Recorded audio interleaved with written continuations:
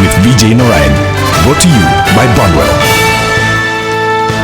Good evening. You are live and listening to Legend FM, VT FM, Radio Sargam, and also video streaming live via FijiVillage.com all around Fiji and around the world. Good evening to you. A historic night tonight, and of course it's the last night of campaign period, campaign blackout. The cool-off period for voters starts off from 7:30 a.m. tomorrow. And of course, 2 days to go before majority of the people go and cast their vote on Wednesday, September 17th from 7:30 a.m. to 6 p.m. And of course, this is your home of the 2014 general elections. We'd like to thank both leaders of the two parties for accepting our invitation on behalf of all our listeners, Fiji First Leader, Mr. Voreqe Bainimarama, and Sudelpa Leader, Teimumu Kepa, on behalf of all our listeners and viewers who are locked in tonight. We'd like to warmly thank you for accepting our invitation this evening. And as we go on, of course, we have a lot of issues, and we will be bringing up issues. We've had talkbacks along the way, and there's a number of issues that have come in along all the talkbacks that we've had on Straight Talk, and we will be introducing those issues to you, and to ensure that you have time to thresh out all those issues, and we'll finish off this evening with the parties.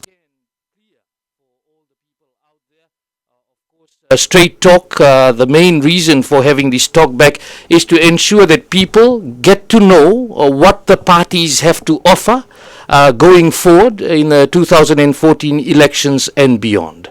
So let's go on and start off with the issues. Starting off with Mr. Bainimarama, your vision for Fiji. What is your vision for Fiji, Mr. Bainimarama?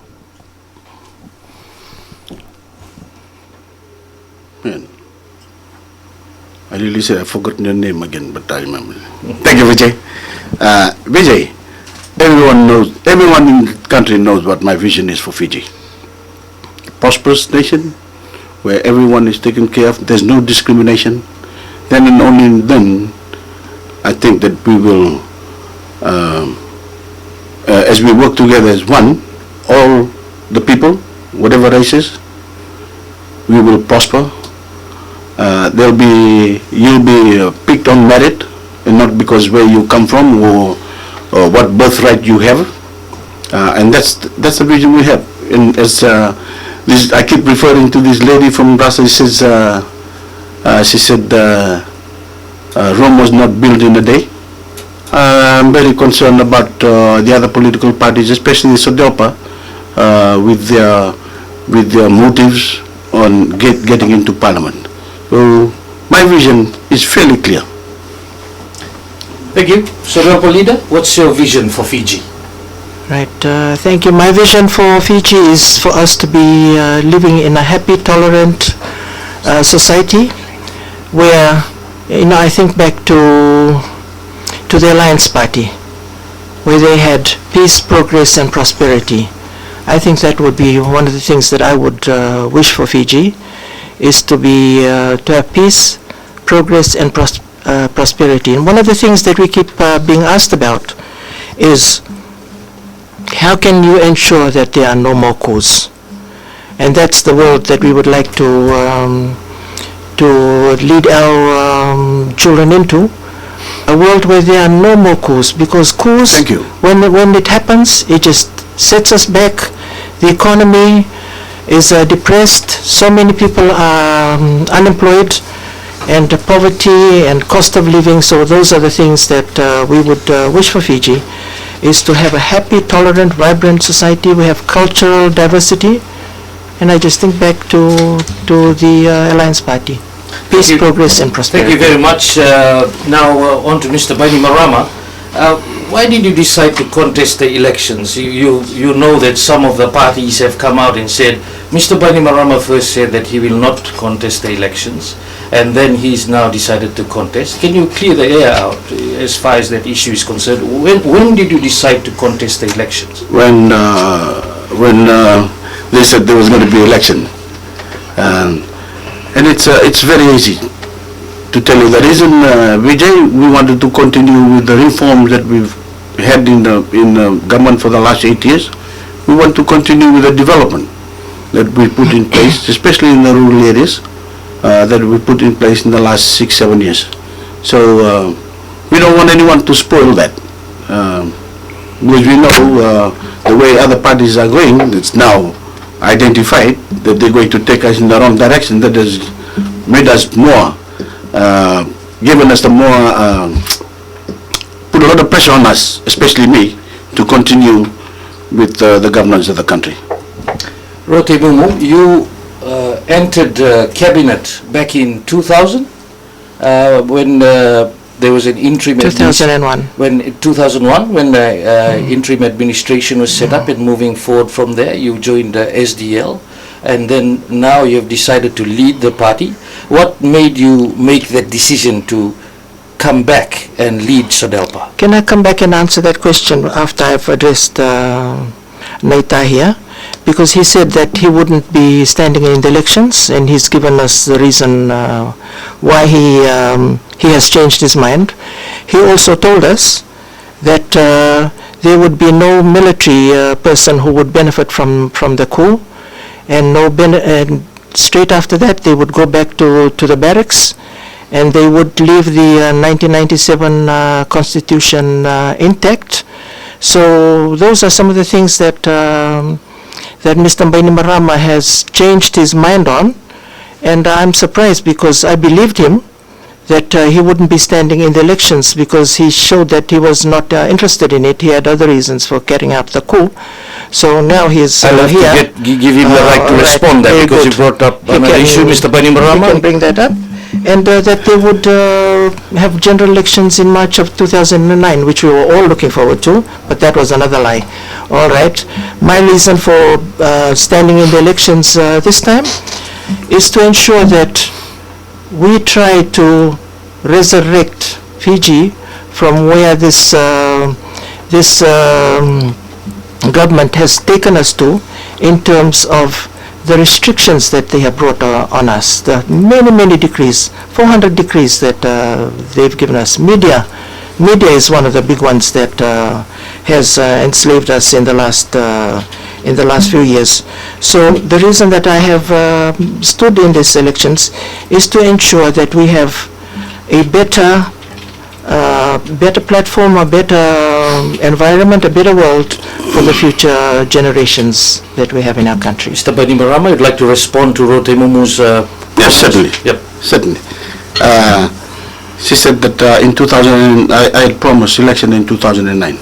I had just mentioned this to an earlier talkback show I had, where I said we went into a meeting with the Tongan Prime Minister, who's a good friend of Fiji, and a good friend of mine, Nuku'alofa. This is the last Pacific Island Forum meeting that I attended, and of course with the Grand Chief. And there was a lot of pressure on Fiji then to have immediate election. And they said, why don't you make that announcement that you will have election in 2009, so that the pressure can be taken off you from the Pacific Island Forum. I know this was from Australia and New Zealand, but also from the international community. So I said, okay. But what I want you all to see is that statement I made. I said, we will have election in 2009 when we're ready. Were we ready in 2009? No. We were not ready in 2009. We are now ready. This constitution has now prepared it for his election. We were not ready in 2009. All of a sudden, that statement of mine about having election in 2009 was as in concrete, but the rest of my statement, people have left out intentionally. That when Fiji is ready in 2009, we'll have election. I remember going into the European Union, meeting up with the commissioner, who said, I'll give you 500 million euro to have election. I said, thank you, but no thank you. I could have taken that money and would have a wonderful holiday somewhere. But I said, thank you, but no thank you. We will have election when we're ready. We are ready now with this constitution. Now, Okay. Can I just go back to what Teimumu said about military officers benefiting from the coup? Can she give me some example of what she means? When she says that? The military officers that you have in your government, Yes. you have one in your office. You Yes. have the commissioners. Well, they've all resigned now. Yeah, they've all resigned now. But Thank they benefited from the coup Benefited in what sense? because you In what sense? got rid of the PSs or CEOs at that time, and you brought in these people. The commissioners have been retired. The ones who worked their way up through the ranks, they've been retired, and you brought in your military people, and they're all over the civil service. That's just a few. Your military officers. But that does not mean they benefit. What do you mean when they say benefit? Did they get $5 million as their pay? 220,000. 220,000? That's a normal PS pay. So what's a big deal? No, that's not the normal PS pay. You I think somebody is advising you wrongly increased their pay. about PS pay. You increased their pay, and that's what we are doing. No. That's wrong. Anyway, If- they have if- benefited from the coup. They are there, and now you've got them in your line. facts. I just put the facts here. There was an assessment done by Price Waterhouse, and the permanent secretaries were then regraded. Their salaries were regraded. All of them? And all of them were put on the new salary scale. Okay, So all of them. That's what I'm saying. That They have was done. benefited. Okay, that's a They have fact, and that benefited has from the been coup. done for the Okay. new permanent secretaries. Does Teimumu know that when the restrictions were put up, no one wanted to take on the post of permanent secretaries? You told and us that commissioners? no one would benefit from No, the no, coup that's- in the military. That is what has That's happened. irrelevant. What I'm trying to tell you is the government needs to work. It has to move forward. They had very, very good people there. Oh yes, They that's had what you very think. good people Those are the same people that that went brought up through the corruption into our ranks, nation. and you got So rid we of need to them. get rid of them. No. We can't None of bring them- those people back. None of them have been tried in a court of law. Oh, yes. So you cannot say Yeah. that they are corrupt. But, thank you, but what I'm trying to say is a lot of officers were brought in, they've since retired. They've left the military, they're civil servants. So they are not actively in the RFMF. If they come in and God forbid they become government, they can change all that. They were there, So- your commissioners, your PSs. They are now, They were there. They are commissioners because for simple reason, we want development work to run, to work. You had very In- good people who in- came up through the ranks, Neta, and you got rid of them. You made the decision I based made- on I what, made the Mr. decision. Bainimarama? And what I'm getting to is that you said that no military would benefit from the coup. And that's what I meant. And that's where I said that That's a lie. no one has benefited from the coup. No one has taken $5 million All of them or have $2 million. benefited from the coup, including yourself. Now let's go there. I think I wanted to Let's go there. continue with Yes. including myself. Yes. Please, let her continue. Go on. I don't have to because we have other, No, please. including yourself. Yes, Because you came in, you carried out the coup, yes.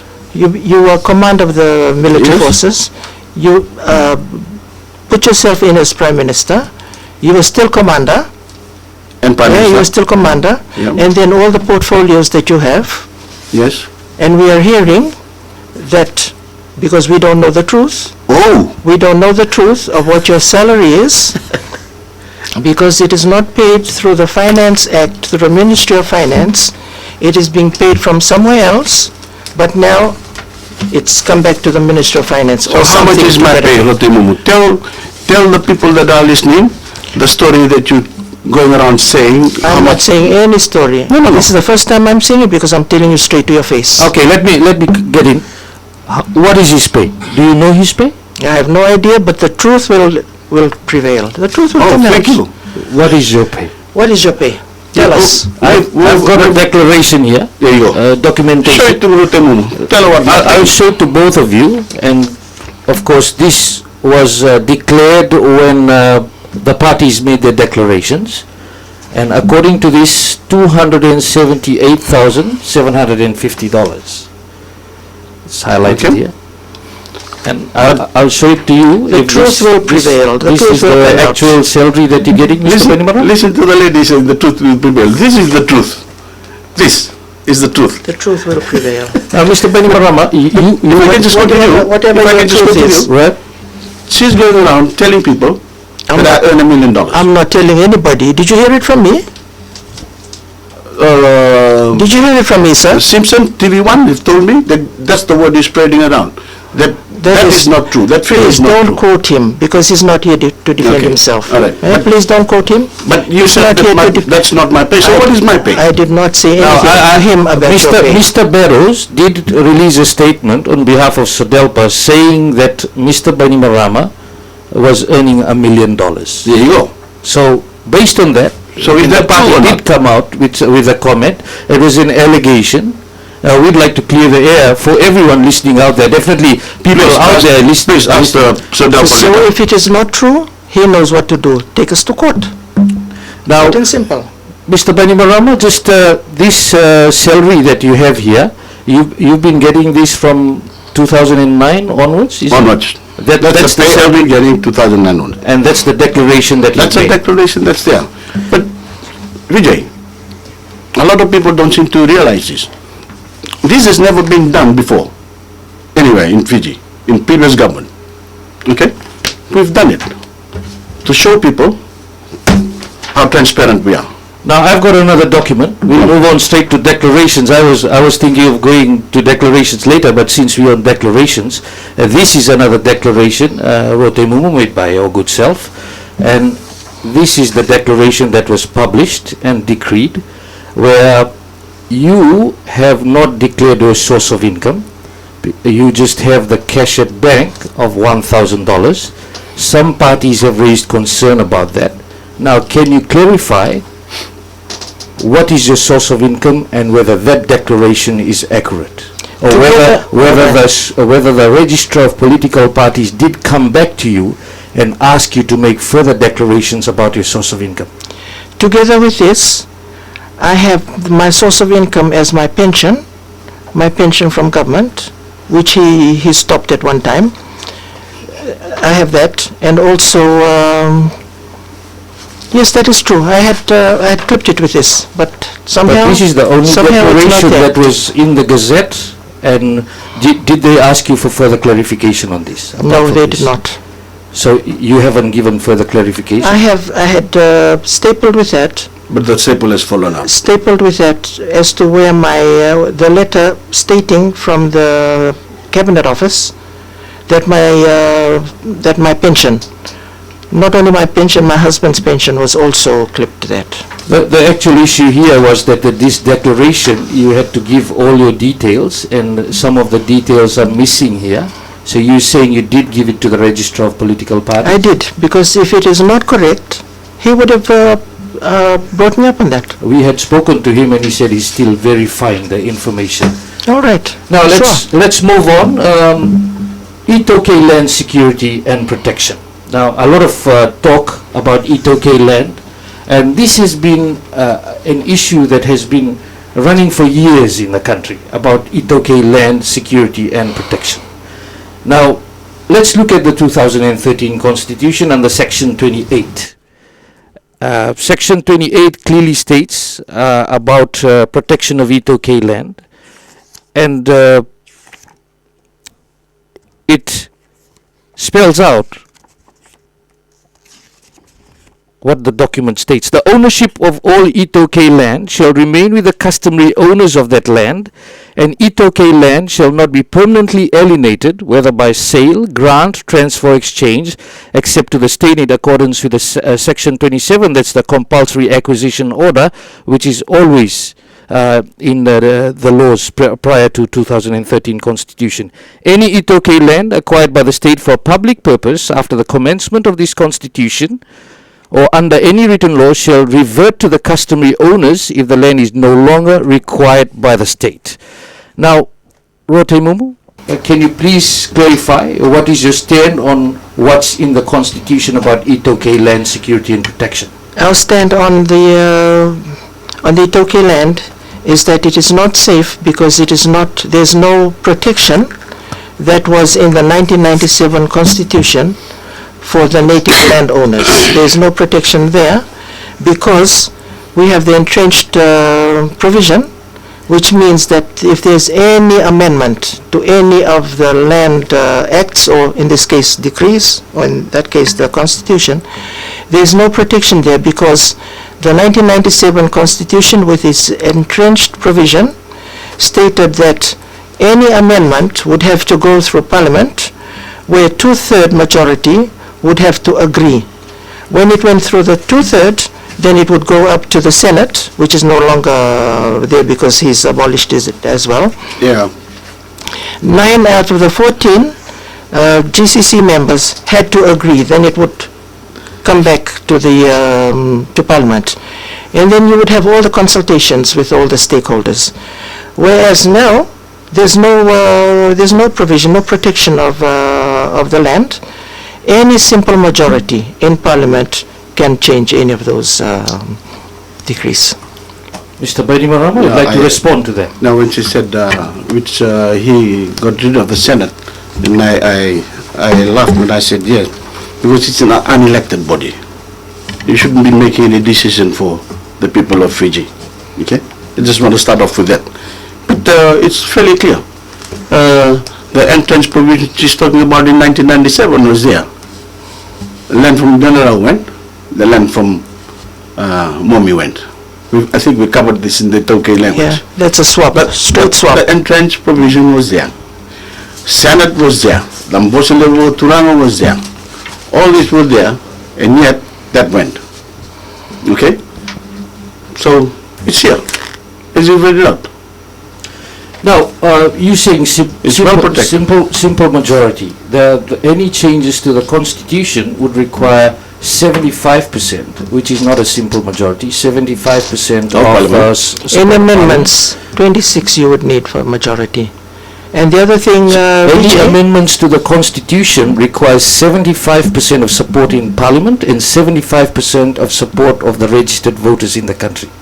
I have been told a simple majority will change that. No. She's got her lawyers So all the wrong. Constitution is clear. Maybe as we go along during the break, you could get that advice. But I'm just going on based on our assessment, our legal assessment. 75% for listeners out there, you must have heard this. 75% of registered voters of the country have to say yes. But before that, 75% of the members of Parliament have to say yes to that. Not 51%. There's no 51% figure. If that's in relation to any changes to the Constitution. All right, I'll get advice on that one. And the other one, Vijay, which we are not looking at, is this land use decree. We'll go to land use later, All right. just after this, because land is definitely a big issue. But let's look at Momi and Demerau, because a lot of issues have been raised about that. Now, according to the Native Land Trust Act, it clearly states that native land shall not be alienated by Fijian owners, Itoke owners, whether by sale, grant, transfer or exchange, except to the state, and shall not be charged or encumbered by native owners, and any native Fijian to whom any land has been transferred heretofore by virtue of a native grant shall not transfer such land or any estate or interest. So that was not allowed, that you couldn't transfer Itoke land to state land and then freehold land. How was that allowed, Teimumu? As far as I know, it went through the proper legal procedures. From Cabinet, where the decision was made, with the Native Lands Trust Board, who are there as trustees of the landowners, there was a straight swap, acre for acre. There was nothing more, nothing less. When this was explained to the landowners, they were happy with the arrangement that was made, because they believed they were benefiting from the use of that land, which would not have been used had it not been made under this arrangement, as they had seen, the Denara one had gone well. The landowners are benefiting to this date. The Momi one, as I had mentioned earlier in the other session, before the swap could have been made, where the landowners would have benefited, the coup happened. His coup happened, so that's the difficulty that's there, and we are looking at it for the landowners from Momi to benefit from this swap, because at the end of the day they will be getting income from the use of that land, from the rental, and also the people would be employed as they are in Denarau. Mr. Bainimarama, would like to respond to that? No, the Native Land Trust Act clearly is very specific on that, and the government was not supposed to do it, and they did it. Very simple. Now, moving on to the land use decree. You've raised concern about the land use decree, Teimumu. You like? Yes, you brought out that particular provision in the Constitution. Just let me bring you to Part 4, the application of the decree. This is the land use decree. This is section 9(1). This decree has effect notwithstanding any provision of the Native Lands Trust Act. Remember, an act is an act of parliament, where the people who have been elected by the people, the parliamentarians who have been elected by the people, they make these laws. This decree has effect notwithstanding any provision of the Native Lands Trust Act, Cap 134, the Agricultural Land and Tenant Act, Cap 20, 270, and all these other ordinances that were made by people who were elected to Parliament by the voters, and it went through very extensive processes, so that this decree, this application of this decree here is the land use decree, which is number 36 of 2010, that this decree has, and any of these provisions, this decree will prevail. So this one becomes a super decree. It makes all these, nullifies all these other ones, and this one becomes a super decree. To tell you the truth, I'm confused. I don't know what she's talking about. Now, let's go to the land use decree. In relation to this, of course, 60% of the members of the landowning unit have to say yes. Yes. And then it goes to the Prime Minister. That's an important bit. Right. That's the bit that you're telling the people, that you need 60% of the Matangali to endorse their land to be transferred to the Lands Department. The Lands Department will then get it utilized. That's the whole gist of this decree. As I've said in the talkback, see, they don't know the reason for this decree. To them it's a decree. Must be something wrong with this decree. Let's find out. There's something wrong with it. Why did they come up with the land use decree? They would have found out if they come and asked us. Why did you come up with this decree? We've explained in detail why we came up with the decree. And why do we have decrees and not acts? Hold on. Let me finish. Okay. Let me finish, please. We've all talked about how much land we have. That's okay. Okay? 91%? 91%. Some say 90, some say 87, whatever it is. The biggest chunk of land in Fiji belongs to the Tokay. But there's always talk about land. There's not much talk about how it's to be used. There's a whole lot of talk about land. We are rich with our land and our land ownership, but we're very poor. We're cash poor.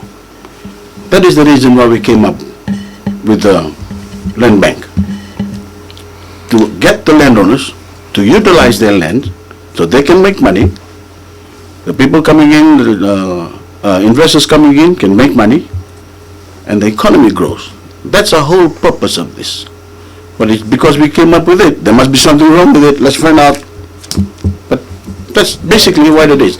And it follows what NLTB does. 60% of the Matangali we have to have their endorsement before we make use of the land. And they're telling everyone, Bainimarama is going to take your land for 99 years. That's part of the deal. If you want to give your land, you give it for 99 years. But they're not telling people. NLTP also leases land 99 years. They're not telling that. So because they don't know why the land bank and the land decree came about. So here you go. Teimumu? The decrees are made by people who have not been elected into government, because if they are elected into government, that's basically the argument. That is because that's illegal. Okay, you should have started with that, so we know. I think everybody knows. Why No, are you making decrees and not No, I mean, you acts? should have started with the argument that you don't accept it because it's an unelected government. Unelected government. That is why you're So making there's decrees. nothing wrong with the decree per And se. that is why there are so many decrees, because you're just churning them out from your super decree machine. Oh. So 400 right now, and 400 decrees. what I am, well, maybe over 400. You might be able to tell me exactly how many. The application of this decree is this decree here nullifies all these other acts that have been made by people who have been duly elected to Parliament, and overall this decree prevails. That's the issue I have. So this becomes a Facts decree. again. Of course, any decrees can be removed or revoked by any government that comes into power later. But of course, it's not. That's what we're looking at. It's not an amendment to the Constitution. But just to read it out for the listeners out there, all leases issued under this land use decree shall be for a period of not more than 99 years. So it can be 99 years or less. It could be for 5 years, and shall be in the prescribed form. Best interest of the native landowners. All leases issued and renewed under this decree shall take into consideration at all times the best interest of the landowners and the overall well-being of the economy. Now, the protected lease, all leases issued under this decree are protected leases. Therefore, it shall not be lawful for the lessee thereof to alienate or deal with the land comprised in the lease of any part thereof. So basically, if anybody has leased the land, they cannot sell it, Teimumu. They cannot sell it. They cannot even take. They cannot even remove their land back to the Native Land Trust Board. Neither can they take the government to court if they are not happy with any of the issues that.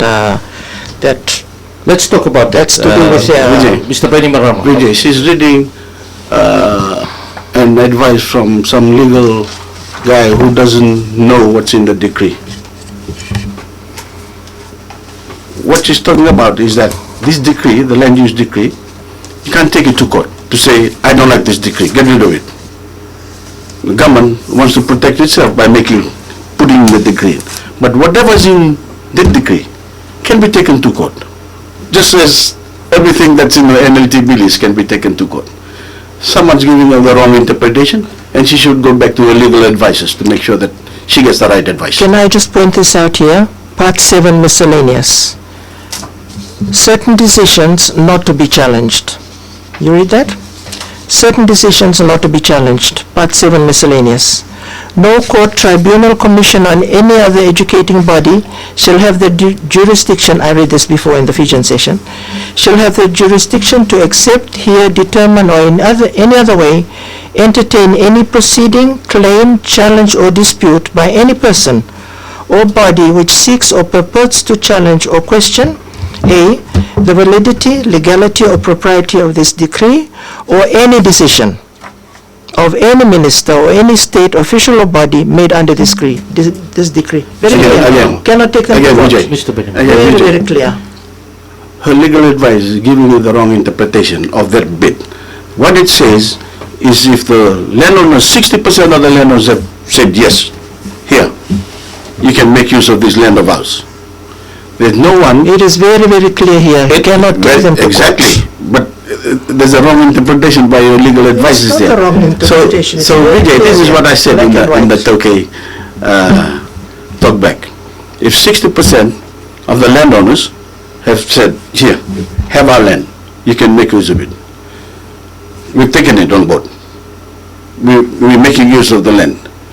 There's no one from outside the Matangali, or within that Matangali, there's no person can stand up and say, I don't want that. I challenge that. PJ, you know that's Sorry. a lie because it's right here. Certain decisions are not to be challenged. It's there in black and white. That's exactly what I'm referring It's to. there in black and white. It cannot be So challenged. you're saying if somebody from the landowning unit wants to challenge it, they cannot They challenge it? cannot, because 60% of the people have said yes. That's the meaning, that's the interpretation of that.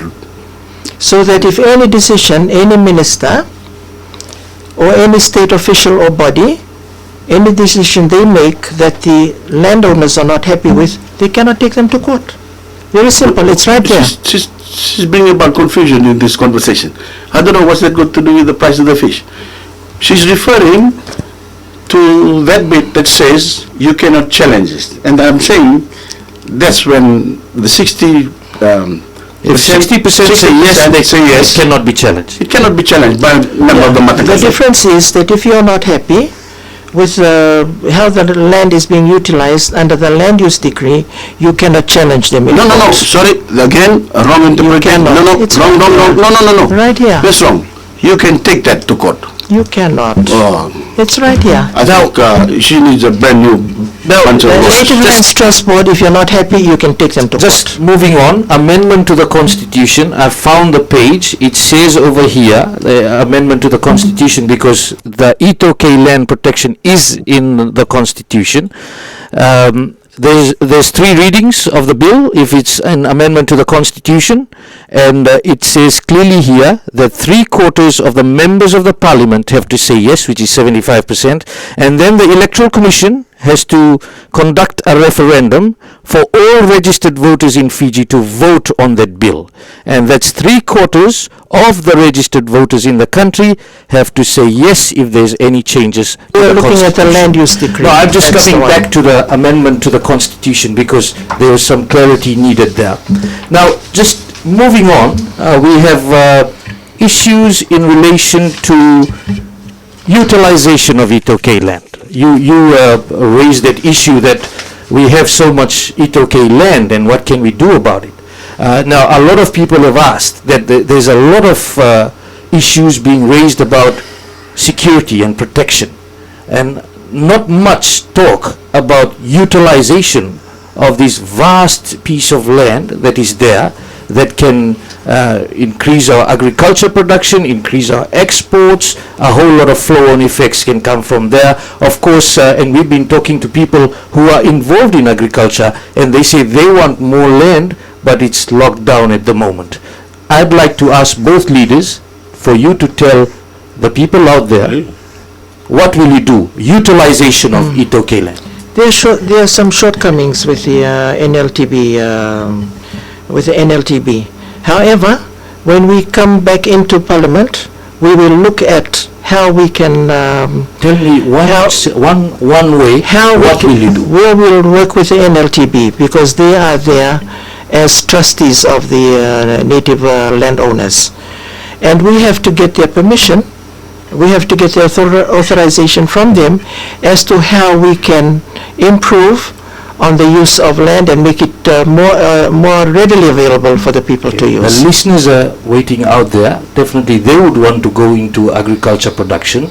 Can you give a clear way that you'll do something that land will be available for them?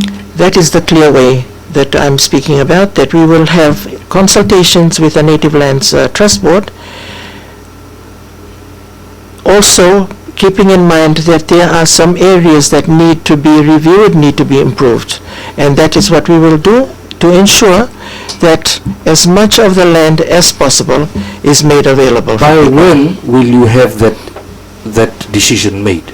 At the moment, I cannot tell you because we do not know what changes have been made in the Native Lands Trust And Board. what changes you will have to do? That's right. Mr. So we Bainimarama, don't know that at people the are moment. listening out there all around Fiji. Thank you, Vijay. Agriculture production, how can you boost that? Thank you. And utilization of Itoke land? What she's trying to tell the people of Fiji is that they don't have a way forward for the utilization of land in Fiji. I mentioned in the Itoke Talkback show that I have a team called Sibu. That's Committee for Better Utilization of Land. There you go. CIBU. Okay. Yes. They've been around for the last 5-6 years, headed by all the top executives, the CEOs of the General Manager of NLTB, CEO of FDB, permanent secretaries. What's your plan, Mr. Bainimarama? What will you do? They've been doing it. They're going around to tell the lease owners, please, if you're not utilizing your land, give it to us, so that it can be leased, so it can be utilized. And I give around about $5 million to top up the lease money that they get. So they get the lease money, and on top of that, they get some more, just to entice them to bring their land to be utilized. So that's your plan for the people out there who are listening tonight? That's already underway. In fact, we've taken back about 4,000 leases to be utilized. Okay, that's one. Look at our manifesto. It talks about a $10 million grant. Everyone's talking about land, but not much about utilization of land. That $10 million grant is to be utilized by landowners who want to set up their own businesses. People from outside, when I say people from outside, people who are not landowners, they come in and they lease the land from the landowners. Say, I want to lease about 100 acres. The landowner gives up his lease, gives up his land to be leased, so he's getting money for his land being leased. But this investor, this business guy that has walked in, puts up electricity, water, road in this 200 acre of land, and he builds homes on it, and he sells his home, and he makes money. He makes the cream out of the landowner who only is getting lease money. That's the whole purpose of that $10 million grant. The difficulty that we have with the NLTB, I had mentioned earlier, because we don't know what's happening in there and we have to come in and look at it, is that one of the decrees out of the 17 that Naitahi devised, one of the decrees is that the GCC members who used to be there looking after the interests and protecting the interests of the landowners have been removed, and he's put his own people there, so we don't know what's happening. So you can't give a confirmation on utilization. We wouldn't know because those people have been removed. That statement she made is irrelevant to what we've been talking about, the utilization of land. Yeah, we are on utilization of Itoke land. You asked me what we are going to do, and I said we'll have to go to NLTB and find out what is going on. Okay, as you said earlier, Teimumu. That's right. Now, the $10 million, where will you get that money from? How will the landowners get it if they want to develop their own land? They'll come in and request it through banks. We'll put it into the banks. They'll come and request, can I have this $1 million? What do you want it for? I want to develop my land so I can do a housing project. So they make money out of the housing project instead of getting lease money, and somebody else take the cream out of that. How soon will you start that? Oh, sounds too good to be true. That's what they said about the bus fare and scholarship. Too good to be true, but it's working. How soon will you start that? As soon as we become government, maybe next month, maybe. Now let's go to Ngoli bill. There's a lot of talk about this, and of course you have been on the record. You've said that the Ngoli bill will come back. The former Prime Minister Laisenia Garase on the record, the Ngoli bill will return, and Sodelpa has made that stand clear. Now, can you tell us whether the bill is coming back and when you will bring it back if you do form the next government? I have already made mention to other media who have asked about it, is that the Ngoli issue is an issue that will not rest until something has been resolved about it in terms of the ownership. Now, the Ngoli bill in 2006 is dead and buried. We're not going to go back there. And we are going to look at the issues that are pertaining to the use of the Ngoli, so that under this surfing decree, here it makes it very, very difficult for the Ngoli owners, who are the rightful traditional owners, to, in the past, they were able to get some income from the Ngoli in terms of the resort owners, the hoteliers who used to use it, but right now that has been closed to them. They do not receive any more any more money from the use of the Ngolingoli by the hoteliers, who are using it for all different types of water sport, as it's in here in the surfing decree. They use it, for example, in Benga. They have shark feeding there. They have snorkeling. They have deep sea fishing. They have. What's your point? Meaning that these hotels get so much money out of the Ngolingoli, but the traditional landowners get nothing. That's my point. Mr. Bainimarama. Under this decree. Ngolingoli bill. What we should have done was get the landowners to own the hotel, like they build, put up, come up with all this development on land. Maybe then they'll get the cream out of all this, the tourist industry that we really want. But you'll notice that she said the old Ngolingoli bill is now dead and buried in 2006. So I really don't know what's the old Ngolingoli bill or the new one they're thinking about compared to the old Ngolingoli bill. Hold on. She's not saying it because they're confused about what they're going to bring about. There is no confusion. Like they're confused about how to utilize the land. So they're really painting a nice picture about what the new Ngolingoli bill is going to be like, not the old Ngolingoli bill. So we really want to know what the new Ngolingoli bill is going to be like. The new Ngolingoli bill, which we haven't devised yet, but we are going to look at all the people, all the stakeholders, that is the hoteliers who are using the Ngolingoli for their water sports and fishing, and they're getting so much money out of that, which is denied to the traditional Ngolingoli owners.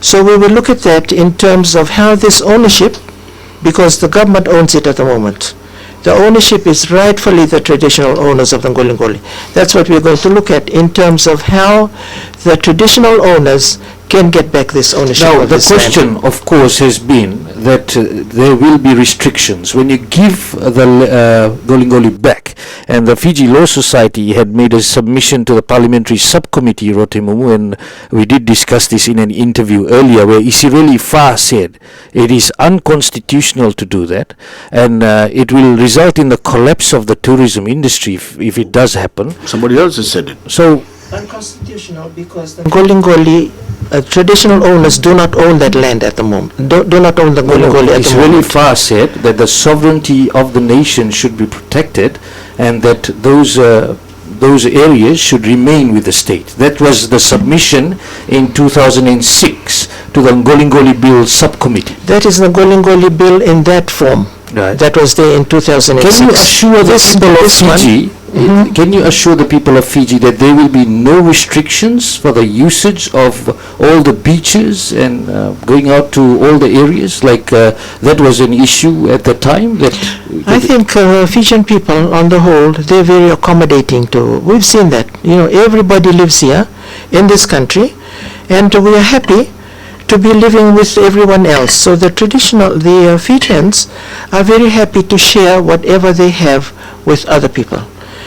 In this particular case, we will need to look at what is for the best interests of the people that are going to be using the Ngolingoli, and in the best interest too of the traditional owners of the Ngolingoli. So it has to be seen that all the stakeholders are consulted, and then we will look at how this new bill will take its shape. Can you assure that there will be no restrictions for Teimumu? What I can say is that we will look at what is going to be of the most benefit to the users of the Ngolingoli, meaning the tourists and locals and anybody else who uses the Ngolingoli, and also the traditional owners of the Ngolingoli. We have to see what is in the best interests of all of them, and then put that bill together.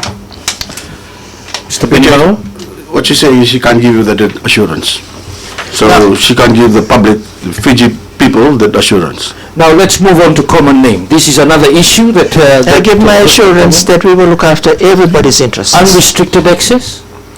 Unrestricted access. You have to have some rules and regulations. I'm asking restricted access or unrestricted access? What do you mean by restricted access? Give an example. If the Ngoli bill comes into play and there's an act, and if there's certain conditions, of course, then people have the legal right to enforce that.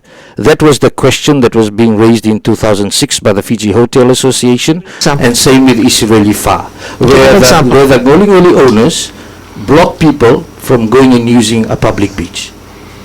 I think you That have was the to, question that was raised. This is why the stakeholders consultation is very, very important, so that everybody knows what each person is going to be But doing. what is your in terms- stand as the leader of SODELPA? My stand is that there has to be wide consultations so that everybody is on the same page and we know what is for the best interests of the Ngoli and all the stakeholders Thank you that very are much. So using. after consultation. Can I just make a comment? She can't give us the assurance. That's what she's saying. But let me tell you, this Ngoli bill will kill us. Will kill our economy. Will shut down all the hotels.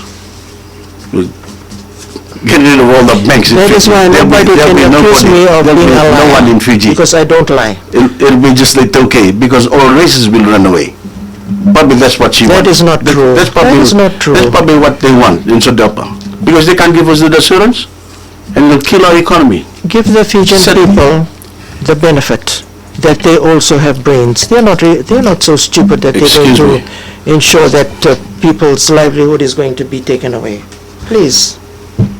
So there you go. We don't have a confirmation. You will go through consultations and come Consultations. back to the people of Fiji if you do form government, whichever way a proposed legislation will come into What play. is for the benefit of everybody? Now, common name. It is clearly stated in the Constitution that all Fiji citizens are Fijian. This is about nationality. Please give your stand on this. We know it's in the Constitution. We'd like Mr. Bainimarama to start because you have it in the Constitution and it was also in the Yashgai draft Constitution. Can you comment on Which- why having Sorry, Bijay, you said it's the Yashgai Constitution, Yashgai draft Constitution? which all the parties wanted to bring on board? Am I Statement correct? on the record? Am I correct? Yep. So if there was brought on board, that Fijian in Yashgai's proposal would have been taken on board? Yes? So What happened to the draft constitution? it was not good. And then what happened to it? Yes, Did it get burnt or something? we took out the best things out of Professor Yashgai's submission. But why did you burn it? Excuse me? Was it burnt? See, these are the people that are spreading lies about having the Constitution burnt. Because somebody said it was Do you have burnt. evidence? No, no. Teimumu? No, I'm Please. just asking. Please. Okay, can No, you so it stick to wasn't. common name, please? So it wasn't. Don't continue with those lies. Okay, so Let's it go to wasn't. common name. We've Let's had go to enough common of name. those lies. Let's go No, to what I'm common saying name. is, we picked the best things out of Professor Yashgai's proposal.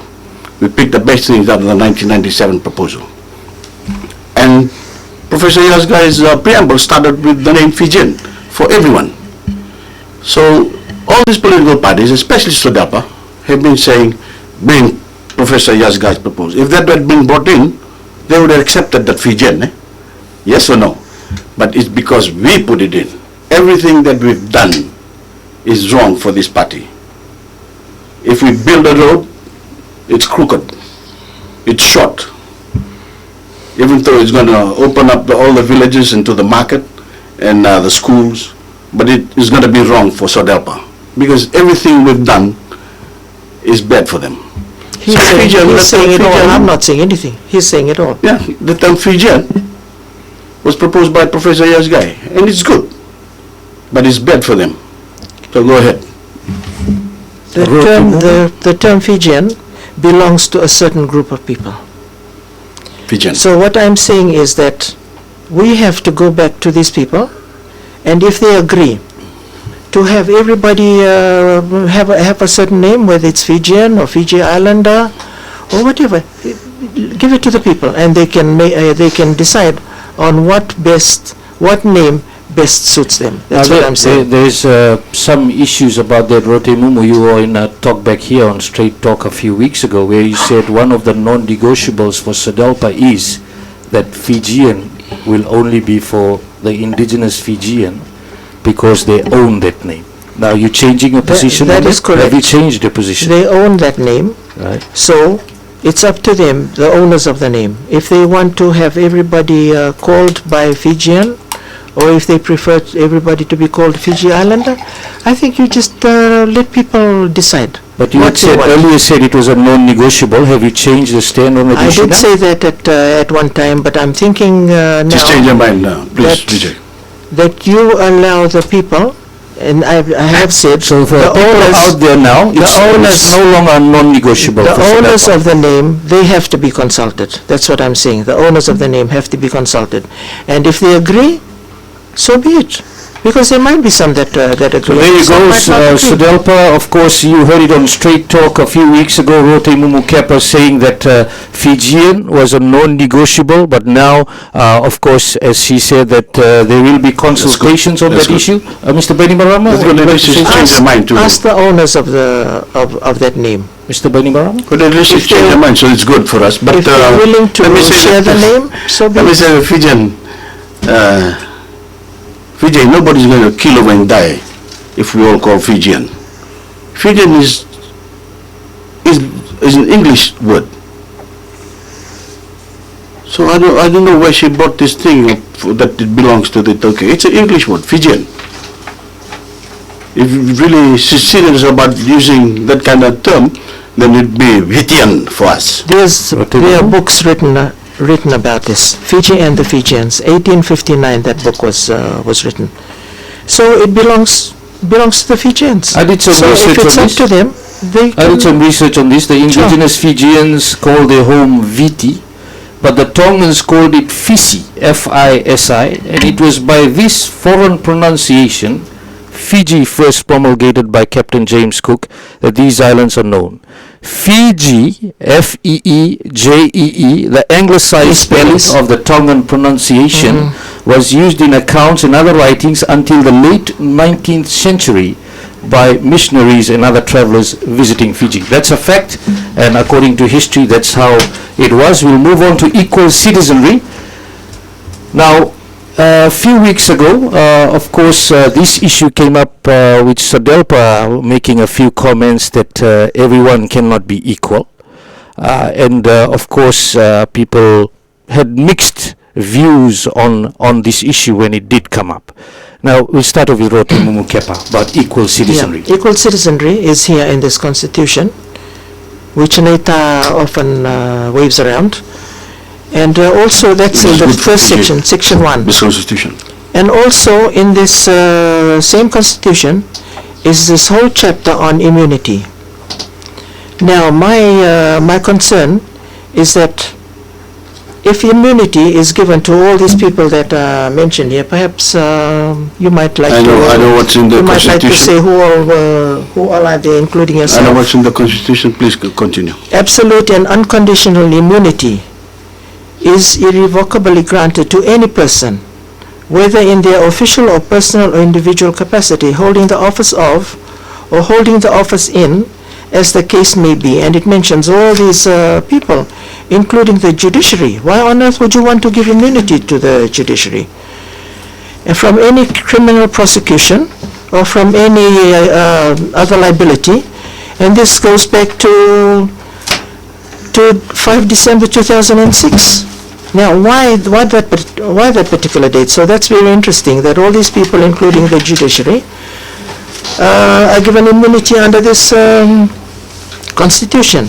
And then, in the very next section, 158(3), no compensation shall be payable by the state to any person in respect of damage, injury, or loss to his or her property or person caused by or consequent upon any conduct from which immunity has been granted under this chapter.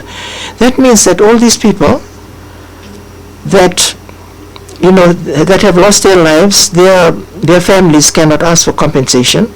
All those who were injured, including the 2 that were beaten on the back of a truck, that we saw that on video. No, this or one. anybody else who has suffered in any way. This is the date here, from 5 December 2006. These people are not given any immunity. And yet the sections before that, say all these people, including himself. So where's the equal citizenry that you are talking about when there's no equal citizenry for these people? She's asking herself the question about why is the judiciary included. Why this particular date, the 6th of December? For someone who was the head of a political party who wants to become Prime Minister of our nation, she obviously doesn't know what happened in 2000, in the events of 2000. My question is, why are you asking for immunity when under this constitution you're talking about equal citizenry for everyone? I will. So there's no equality. Give me time to answer a question. Respond, Mr. Bainimarama. Okay. No equality. Okay. It's got nothing to do with equal citizenry. Okay? It's got nothing to do with equal citizenry. The events of 2000, I kept saying, because of the politicalized, all the opportunists that came out, the woodwork, after the loss of SVT in the election in 1999, all the opportunists, all the losers who wants to be part of a new government if this what they say, the Kandia government is removed because they're going to take over our land. The same lies that's now being perpetrated now, that our land is not safe. The same lies told by these politicians are being said here now.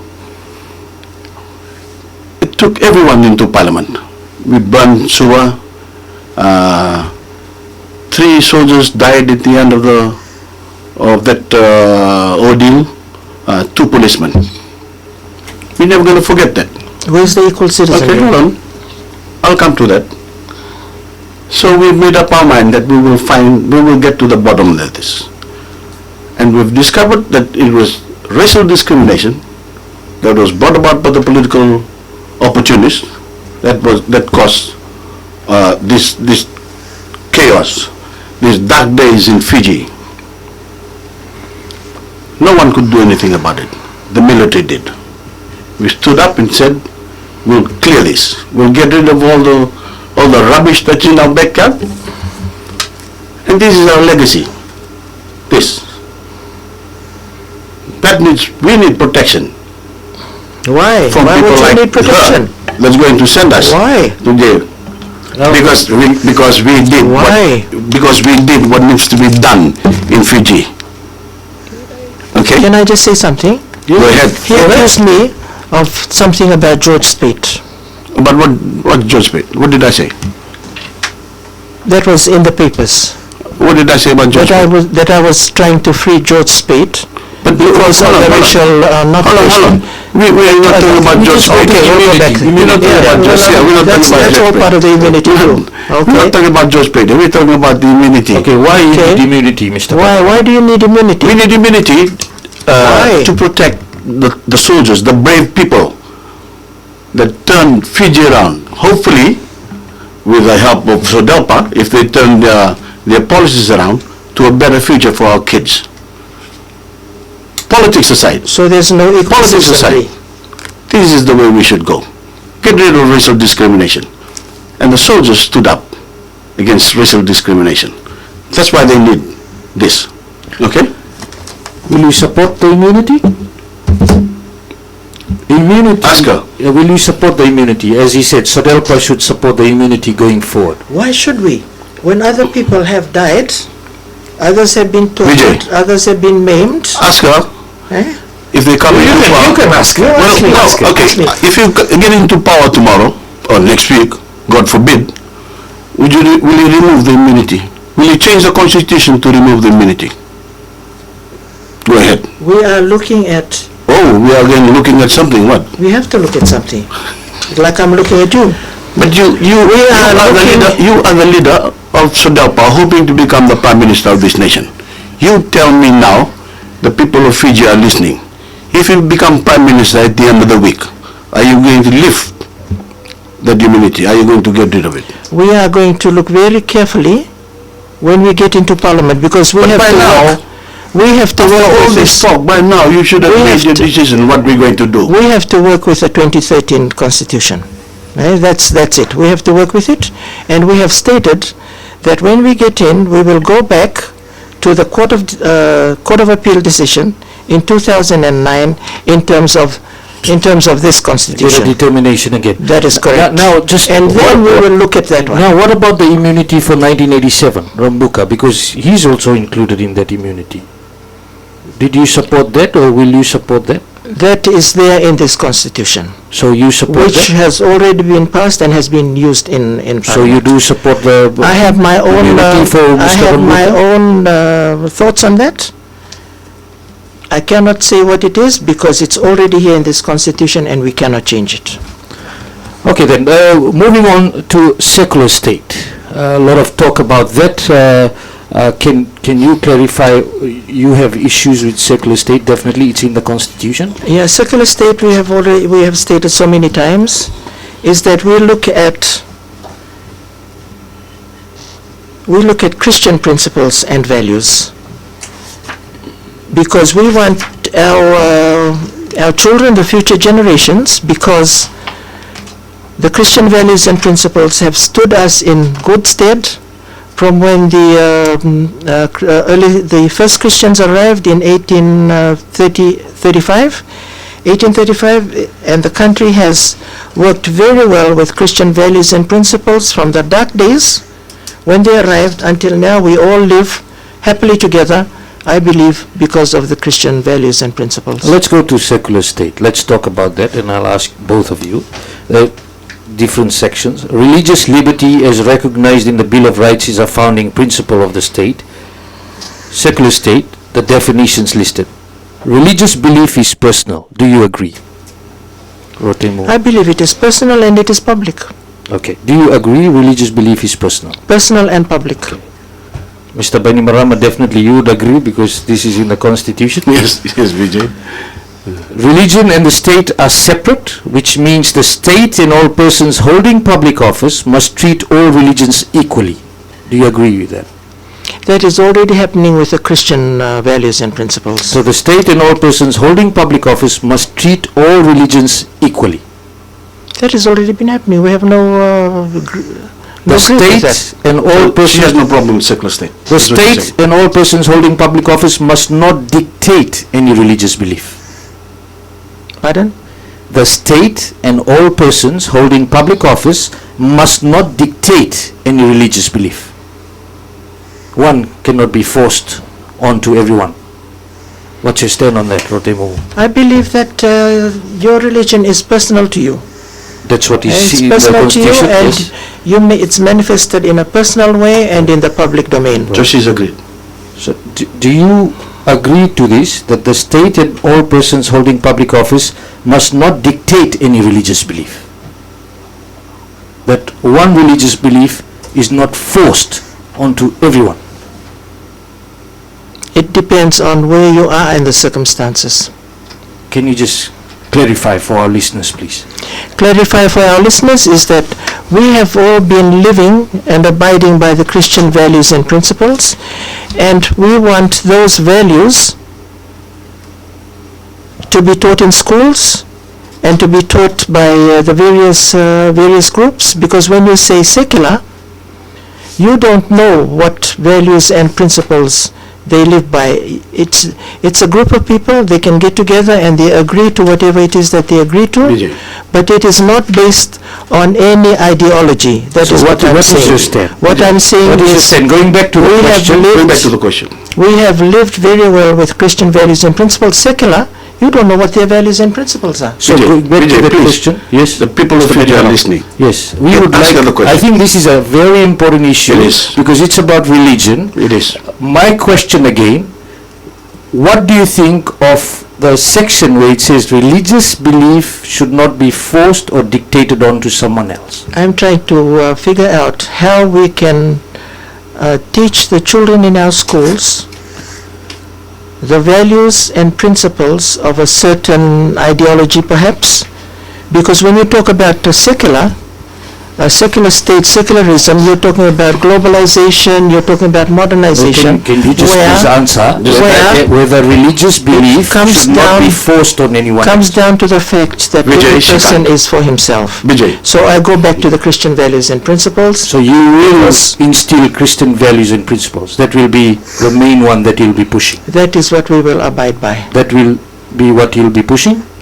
Not necessarily pushing, But we encourage Now, people to live like that. Section 22, freedom of religion, conscience and belief. Every person, this is for the listeners out there, every person has the right to freedom of religion, conscience and belief. Every person has the right, either individually or in community with others, in private or in public, to manifest and practice their religion or belief in worship, observance, practice or teaching. That's in the 2013 Constitution. We need to move on because we don't have all night. Of course, you listening out there would want to know the issues that matter, and with just 2 days away from elections, we've got Fiji First Leader Mr. Bainimarama and Sodelpa Leader Teimumu Kepa in studio. Now, looking at education and scholarships. For both of you, will you continue with the free tuition fees that has started now, Mr. Bainimarama? Thank you, Vijay. I've been asked that by parents who think that because they've been told by Sodelpa that it's a election gimmick. And I said it's got nothing to do with the election. Of course we will continue with free education and scholarship. So if you do come into government, next 4 years... Vijay, I will come back into government. I will continue with those policies. Well, all the best. Teimumu, will you continue with the policy that Mr. Bainimarama's government has put into place? You know, he didn't put it into place. It was already there. SBT put in the tuition fee free. This is what we're talking about. Not free education, because they don't get free education. Free education means that everything is free. It's not. They still have to buy their books, they have to buy their lunch boxes, all that sort of thing. I'm saying this is tuition fee free, where tuition fees are paid by government. Prior to this year, people in Voreqe, I can give an example, were paying $280 a year. They are not paying anything now. They are not paying anything now? Because that's just an example. Other schools were also doing the same. Now that is gone. Will you continue with the free tuition? Tuition fee free was also set in place by SDL. I was going to say SDL, right up to Form 7 level, tuition fee free. Now, the other fees, will you continue? Please, the other fees that the schools, like you're mentioning now, Voreqe, that is to pay for other amenities. For example, for building, if there's a louver that gets broken, or they need a new paint job on the school, those kind of things, those kind of fees help to pay so that the school looks good. When the schools do not incur or do not levy those sort of fees, that's why you have schools that look run down, because they don't have access to that. My question, we will continue with the tuition fee free, but we'll take it right down to kindergarten. And that is correct. I believe that both manifestos are saying that she will continue with my policy now, free education. Now, move on about tuition fee free up to Form 7, which SDL had. Now, what about scholarships? Scholarships, you've got an interesting setup, that you've got a national topper scholarship and the tertiary loan scheme. That's the two schemes that's running. Of course, you will continue with that if you do come into that? Of course. Teimumu? We will bring back the Fijian Affairs Board scholarship and the multi-ethnic scholarship, because it has worked very well in the past. Now, the toppers, we have difficulty with the toppers because of the 600 scholarships that were given. A very small percentage was given to the indigenous Fijian, and I'm saying here indigenous Fijian because very few of them got. I think it started out by maybe 14, 15, and then when they started making when we started making our concerns heard, then they moved it up to the maybe to 77, to 77 out of the 600. Now the difficulty with that is that it is not properly tested, so that it's means tested to see what is the background of the parents whose children are benefiting from that topper scholarship. And also we need to look at background checks on these students, so that they are also being we look at what's there in black and white and do a background check on them. So you'll bring back the E2K and multi-ethnic affairs scholarships? We will bring back both, because they have served us very well in the past. Mr. In what sense? Ask her in what sense. What in what sense? This served one- you in the past, served you well in the This past in one, what sense? this toppers, No, that's the scholarship. just let me talk FAB. about toppers. The topper scholarship, 600 was given this year. Now, out of that, initially there was something like 14 or 17. Now, if you do over 10 years, these children, these Fijian, indigenous Fijian children will have maybe 170 if they were given just 17 for the first year. So over 10 years, they will get 170. Now, 500 and something, Can I let For the Mr. others- Bainimarama respond, because you are repeating Yeah. yourself. You are repeating 500, yourself, then they will Mr. get over Bainimarama. 5,000, and Vijay, this will make it very, Vijay, very difficult. let me again say that she's confused about this because it's not their policy. This is government's policy. If you want any clarification on this, ask me, and I will tell her Well, why we came up. She's with- attacking your topper scholarship. I explained very Exactly. well. That's why I came up with the 600 toppers was not, the 600 toppers was decided by the government. We have numbers of doctors that are dwindling. We have numbers of surveyors that keep every year. Surveyors, land surveyors are being invited across by the New Zealand and Australian government because of the money they can get across there. So we don't have the numbers. We keep losing the numbers in land surveyors, and we don't have enough marine biologists. We don't have enough doctors. So what's the point? Hold on. So the 600 toppers was decided to get our top 600 students, our top brightest 600 students. These are the 600 students that are going to take the nation forward. They'll study in these subjects, and they'll come back as doctors, come back as marine biologists. There's nothing there to say it must be 300 Itoke, 200 Indo-Fijian, 100 Chinese, 350. You also have to help the poor, because the poor are not helped with that toppers. No, this has got scholarship. nothing to do with the poor. This Then has how got can to they be do. helped? Hold on. This has got to do with the brightest minds in Fiji, in our, You with will our lose them. schooling. You will lose them overseas. She doesn't even. She's coming in. She doesn't even know what No. she's talking about. Hold on. Yep. I haven't finished. Yep. Okay. 600 best minds are the school leavers, and they get into these subjects, and they become doctors and marine biologists. That's the whole purpose of the 600 toppers, the 600 best students. We didn't say it's going to be 400 Itoke and 100 Indo-Fijian. We said 600 best students. That's the problem of being racist. Seriously. You keep bringing in the race card. That's the difficulty. The poor are not helped with that No, scholarship. that's not. If the poor is bright, he gets in. There's no. See, this is the problem with these people. They're so racist that the decision is clouded. They don't know what to do. That's the whole purpose of the 600 toppers. Now we have the other scholarship, the loan scholarship. There's a few people, a few students that don't want to get into the 600 toppers, because when they brought in, they said you have to study law, study medicine. Sorry, I don't want medicine. Marine biologist. Sorry, I don't want marine biologist. What do you want to study? Law. Sorry, we have a lot of lawyers, but if you want to study law, you can go into the TELS program, which is a scholarship program, still a scholarship program. No big deal. Everyone goes there. Even the poor goes there. It's catered for in that. Okay? Now, just moving on that issue of scholarships, because a lot of people are asking about that. What is your stand on giving out scholarships based on race, rather than giving it on needs-based? Because the Itoke Affairs scholarships and the multi-ethnic affairs scholarships are based on race.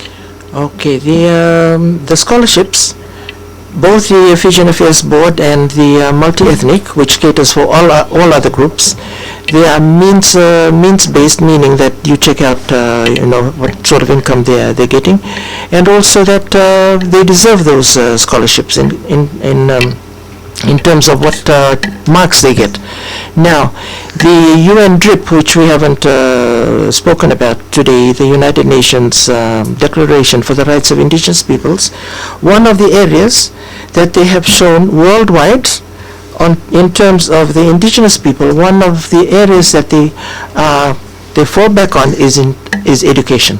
So that is one area that... You believe that the Itoke are falling back in education in this country? I believe that everybody needs to be assisted. Some more than others. But you said this will be race-based if you come back. Some more than others. We will have the multi-ethnic and the Fijian Affairs Board, which means that very few people will fall through the cracks because these two scholarships take care of... Mr. Bainimarama, do you believe that Itoke people are lagging behind in education? No. That's an insult to Itoke like me. But let me tell you something else. She doesn't know that the scholarship in FAB are limited in numbers because it's limited funds.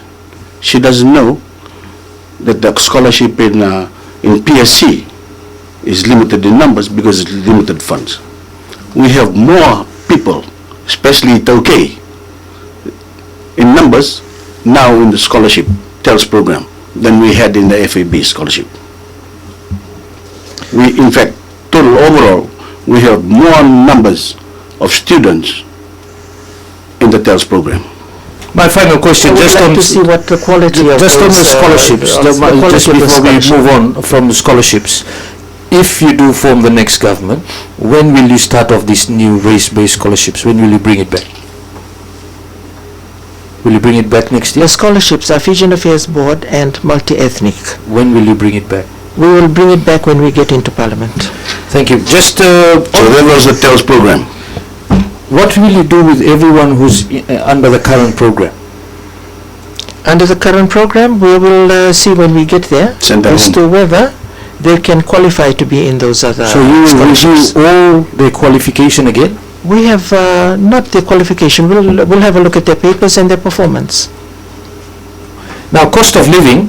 Since 2006, prices of items have increased by 44%. The main reasons for this is the devaluation of the dollar by 20%, world oil prices going up by 68%, New Zealand dairy prices increasing by 109%, Australian wheat prices increasing by 105%, of course based on the Fiji dollar.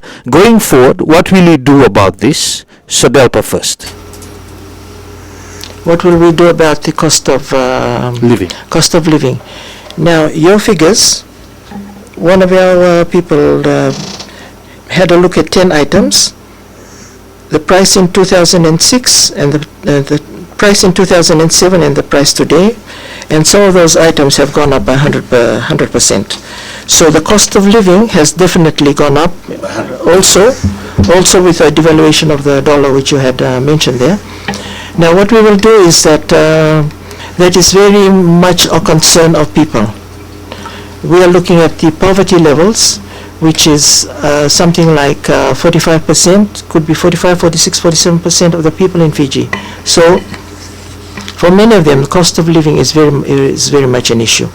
We have in our manifesto 15 million assistance that will be given for the VAT-free items as soon as we get into Parliament. So VAT-free items, and on top of that 50 million. Now, where will you get the $50 million from? 50 million numbers? 50 million will be out of the budget. It's a lot of money. It is a lot of money. Where will you get it from? It is a lot of money because a lot of people need help. Because if you have just below 50%, which is half of the people in poverty, they really need help. If you add another 50 million, where will you get it from? It will come out of the budget. That is where it will come out of. Mr. Bainimarama, cost of living.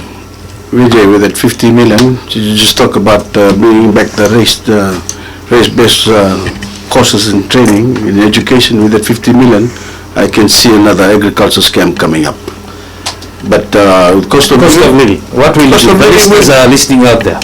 Vijay, we've already done this. You know, the basic food items, they're VAT-free. There are people going around and said, take out the VAT, Sodelpa, NFP, drop the VAT, and we will have the rest, the cost of food will be cheap. They're not telling these people that they're already VAT free. If they drop that VAT, it doesn't make any difference to the cost of the food stuff that we place in the basic food items. I've been told a couple of times about this NFP guy from Lambasa. Who's the bus owner? Parmod Chan. When he goes on campaign, he's holding up 2 packets of milk. And he said, this is the packet of milk before Bainimarama came in, it's $2, which is the packet of milk now that he's around, it's $2.30. And he says Bainimarama is the reason for the rising cost of this milk. Either he doesn't know about how the price of milk came about, or he's not telling them the truth. The cost of milk is not dictated by Bainimarama. It's dictated by the people that make the milk. In this case, it's Fonterra in New Zealand. We don't dictate the cost of flour. It's dictated by Australia, who grows the wheat. If there's a drought, of course the cost of wheat will go up and the cost of flour will go up here. But at least we've gotten rid of the VAT, so it's VAT free. Okay, that's one. Before, if you were earning 8,400, you pay 15% tax. Now you don't have to pay 15% tax. If you don't have to pay tax at all. If you now get 9,000, you get 10,000, you get 11,000, you get 12,000, you get 13,000. Until you get 16,000, then you pay tax. That tax, you don't pay the 15% tax, you pay the 7% tax. That's a lot of money saved, okay, by a lot of people. It goes into their pocket. We're talking about free bus fare that we've worked upon in the last couple of years, free school fees. All that money goes into the pocket of the poor guy who doesn't earn much living. That's the cost of living. We will work on that some more. When we get it. But those people are also paying 15% VAT for all the items that they're paying, so they're helping towards that free bus fare and the tuition free and all the other freebies. Vijay, they don't seem to realize this. When you get rid of 5%, from 15%, how much VAT would you like to remove? The whole 15%? You have put in the 15% VAT, so that's what we're looking at. So you want to get rid of the whole 15%? You will reduce VAT too? So Delta will We have reduce not VAT said too? we will No, you won't. reduce VAT. So Why are you trying to put words in my mouth? No, I'm not trying to. No, I'm trying to trick me. She's asking me about cost of living. Yeah. When you're talking about VAT. No, I think you're trying to trick me. I'm not trying to trick you. But if you think of getting rid of 15% VAT. No, we have not said anything about it. No, because you haven't made up your mind yet. No. No. But Don't make up our minds, but we 5% don't tell reduction. lies. 5% reduction from 15 to 10. You know who's going to get more out of that 5% reduction? The rich guys. The people who pay Pajaros, who buy 52 inches TV, 3-door fridges, because the VAT for those items will be reduced from 15 to 10. So he doesn't have to pay that. Do you think the poor guy in the village, in the settlement, is going to buy a fridge with a 5% reduction? He's still going to buy a Pajero? Of course not. The rich guys are going to win. They're going to get that 5% reduction in their VAT. According to calculations, $280 million revenue will be There you lost. go. But let me tell you something else. The biggest money earner right now, of course, is tourism. For every tourist that comes in, he pays VAT for entering the door. He pays VAT for having a glass of wine and a plate of nice steak and chips. He pays VAT for all those. So you remove that 5% VAT, you're removing that money from him, giving that money to Fiji for us to fix the road, build the schools. Now just question on, you've got some things for water, free water for those earning $30,000 or less, free medication, prescribed medication. Have you done your calculations? You definitely would need more money to fund that. Of course, we'll get to it. Where will you get the money from? We'll get it if they don't cut the VAT. So you believe you can bring in those extra funds through VAT and pay for all these projects or policies? Vijay, in 2007 when we came in, there was a $400 million in the Reserve Bank, okay? We had a 20% devaluation. Okay, so if there was $400 million in the bank, for a 20% devaluation, it would go up by what? 420. It would be 420. All our accountants and all the soothsayers says it's going to go up by 20%, and it'll stop there and it'll die. But it went up. Do you know how much money in the bank now, in the Reserve Bank? 1.9 billion? From 400 million. I've just given the second bonus to Fiji Pine. First bonus payment I gave them in February, the second bonus payment last week. That's why we're very interested in the Auditor General's Please, report. go ahead and open it. So we can Open that. sure how much you really No, have in no, the bank. Fiji Pine gives out their report every year. It doesn't go through the auditor's report. Okay? Voreqe, by July, they've surpassed their target by $92 million. July. Okay? We've put in a lot of incentives to entice the investors to come in and pour money. I've just commissioned a $150 million building last week. We have difficulties with the water because we're talking about the freebies. We have difficulties with the water situation because there are so many areas that today still do not have running water I agree. on a regular basis. But you So if you're going to give free water, how are you going to pay for the areas that will run short of water when we run out of water? And see, and all these people, you confused about how we're going to go about when you doing need this. the pipes and everything fixed. See, how are you going you're to pay for confused that? about how we're going to go about doing this. We're going to I'm not reduce the confused, that's price a concern. of water. Right. Okay? She said some people haven't got water. I agree, and we're getting there.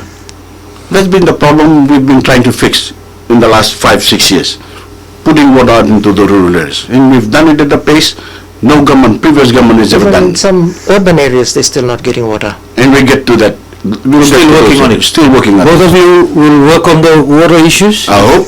No, he's giving the free. But we will work on water issues? No free water from fix the water no problem. free water from Sudelpa. Okay, there you go. Auditor General's reports. This keeps coming up, Mr. Bainimarama, that from 2006 the reports haven't come out in totality. Of course, she just raised it, Teimumu. Why not release the Auditor General's report since 2006?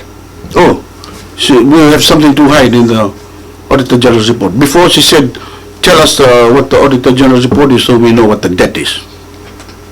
That's what she said. That's what we're saying. You've got something to hide maybe. That's why you're not giving us the Auditor Because General's report. she doesn't know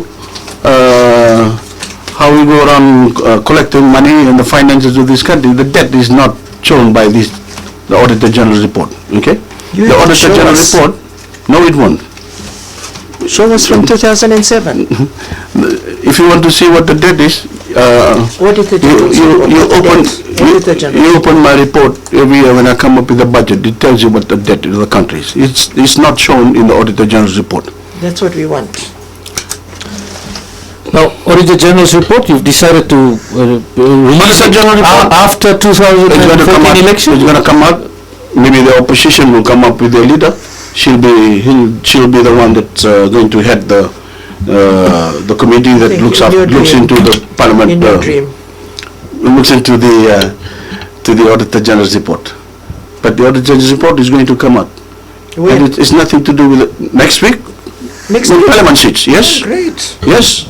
And you as leader of opposition can sit there and We'll look after hold you it. to that. So I hope it's not So another listeners, lie. all listeners out there, of course, Auditor General's reports will be coming out, maybe not next week, because we'll be still counting. no, the next votes. week. He said next Definitely. week.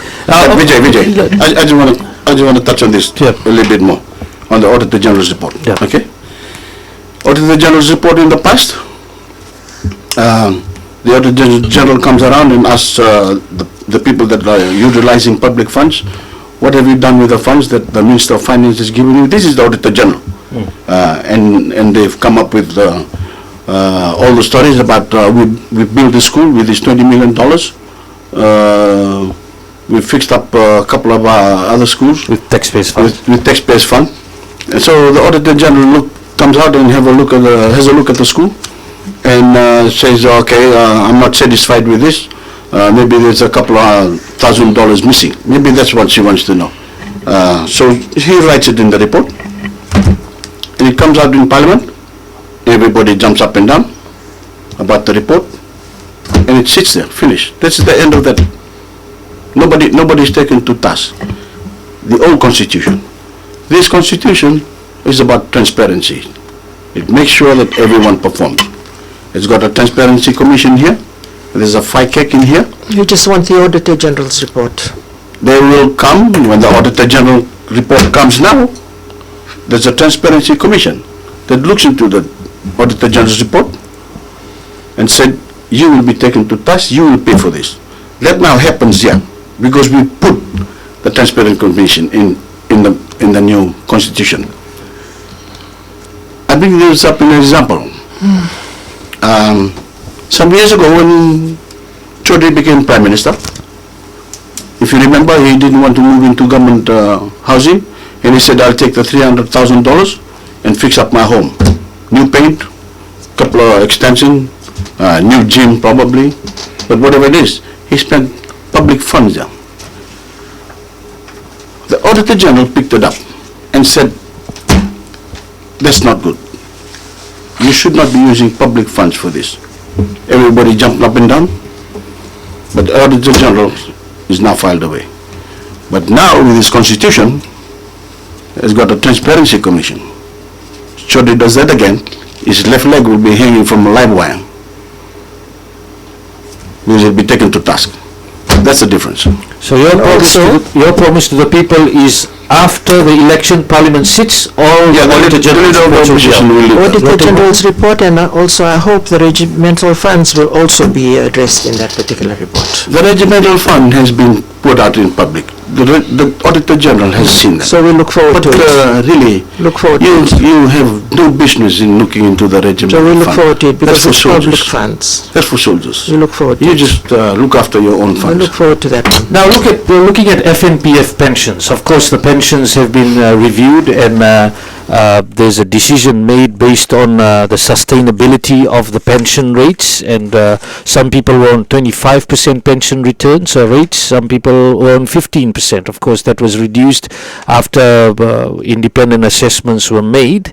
What is Sadelpa's stand on it? We will relook at FNPF because there really are some areas that are unsustainable with the pensions. But the drastic reduction has affected so many people in the years that they believed they were going to enjoy. They were going to enjoy retirement. Some of them had to relocate because of the drastic drop in their pension funds. So we will relook at this area. But you can't say what you will be doing. Just relooking, you can't. We will look at it. Whether you will increase it, We cannot say right now whether they will be able to get the refund which some of them have been asking for, in terms of what has been taken away from them. We cannot make that commitment right now until we have a look at the figures. Mr. Bainimarama.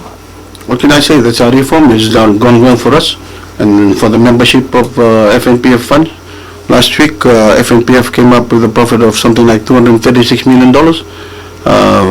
Assets in FNPF is now about $4.2 billion. So it's working well for the members. Most of the parties are saying they'll bring back the old pension rates. What do you have to say about that? I think they deserve it. They've been working hard. That's their money. It won't make it sustainable. Can I just, That's the reason why we just came to- up with that. These are the facts. We go to the facts now. 2008, this is FNPF verified figures. Pension income for 2008 was $20.9 million. That's what came in as pension income. Pension payment was 41.2 million, There you go. a deficit of 20.2 million. Verified information 2009, pension income 21.8 million, pension payment 43.4 million, a deficit of 21.5 million. 2010, pension income 25.4 million, pension payment 46.7 million, a deficit of 21.3 million. Pension income in 2011 23.2 million, pension payment 49.1 million, deficit again of 25 million. 18.1 million pension income in 2012, pension payment 43.2 million, deficit again of 25 million. 2013, pension income 29 million, pension payment 23 million, 6.5 million surplus. Now, after the reforms, the surplus was achieved, but before that, huge deficits. Can we continue to go back, Teimumu? We have to re-look at that, because the pension funds that they had in the FNPF is money that they have earned. They've earned that, and we have to re-look at it, because we have to do what is right. There is so much loans by FNPF that we have to re-look at as to can they continue to do that or not, because that FNPF was set up for the pensioners. You will make sure that the FNPF does not close down, because if we have deficits, experts had said FNPF will close down by 2050. We will re-look at it, because these pensioners deserve the money that pension fund was set up to do. Mr. Bainimarama. Vijay, we've already said that the way it was going, the money was not going to be sustainable. Nobody had the guts to bring about those changes. This government did. We saved money for FNPF. We cannot do that to people. They suffer because of those kind of inhumane acts. You made a statement which was really confusing to me. But it won't be sustainable. That's why we came up with the changes, with the reforms. No previous government ever had the guts to do those reforms. We did, for our future, for our grandchildren and grandchildren, our children. That's the pension for them.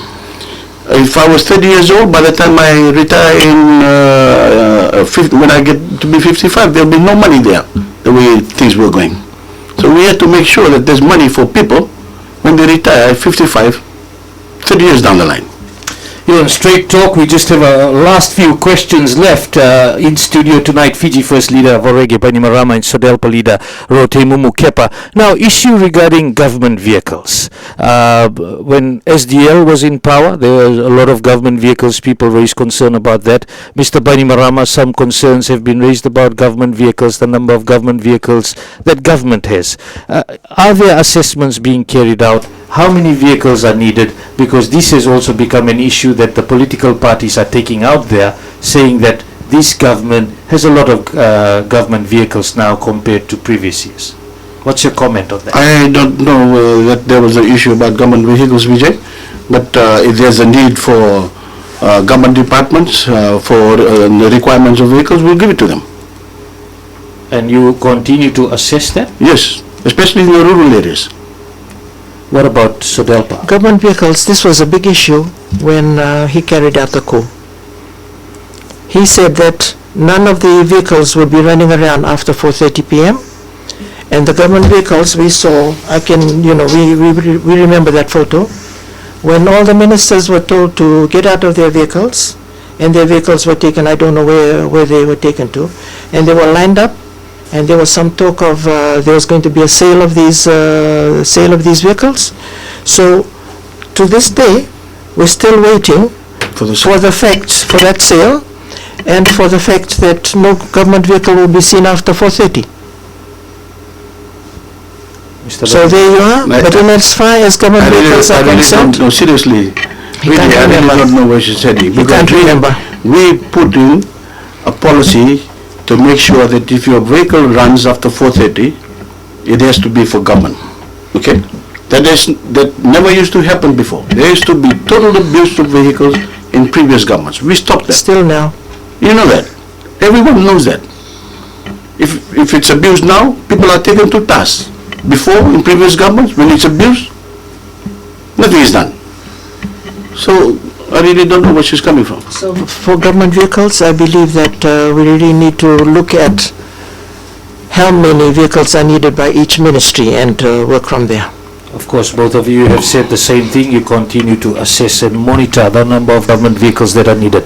Now, The thoughts on race-based electoral system. You highlighted 1997 constitution there. Of course, that constitution has a race-based electoral system. This country is going to elections with non-race-based electoral system for the first time. You talked about that constitution. Most likely, if you do form the next government, Sodelpa will look at bringing back that constitution, which includes that race-based electoral system. Will you do that? With the Constitution, we'll look at whatever is in here. That's if anything needs to be amended, then it will be amended through the parliamentary system. So if it does come back, it will be the race-based electoral system? It will be according to what the Constitution is. Do you support it?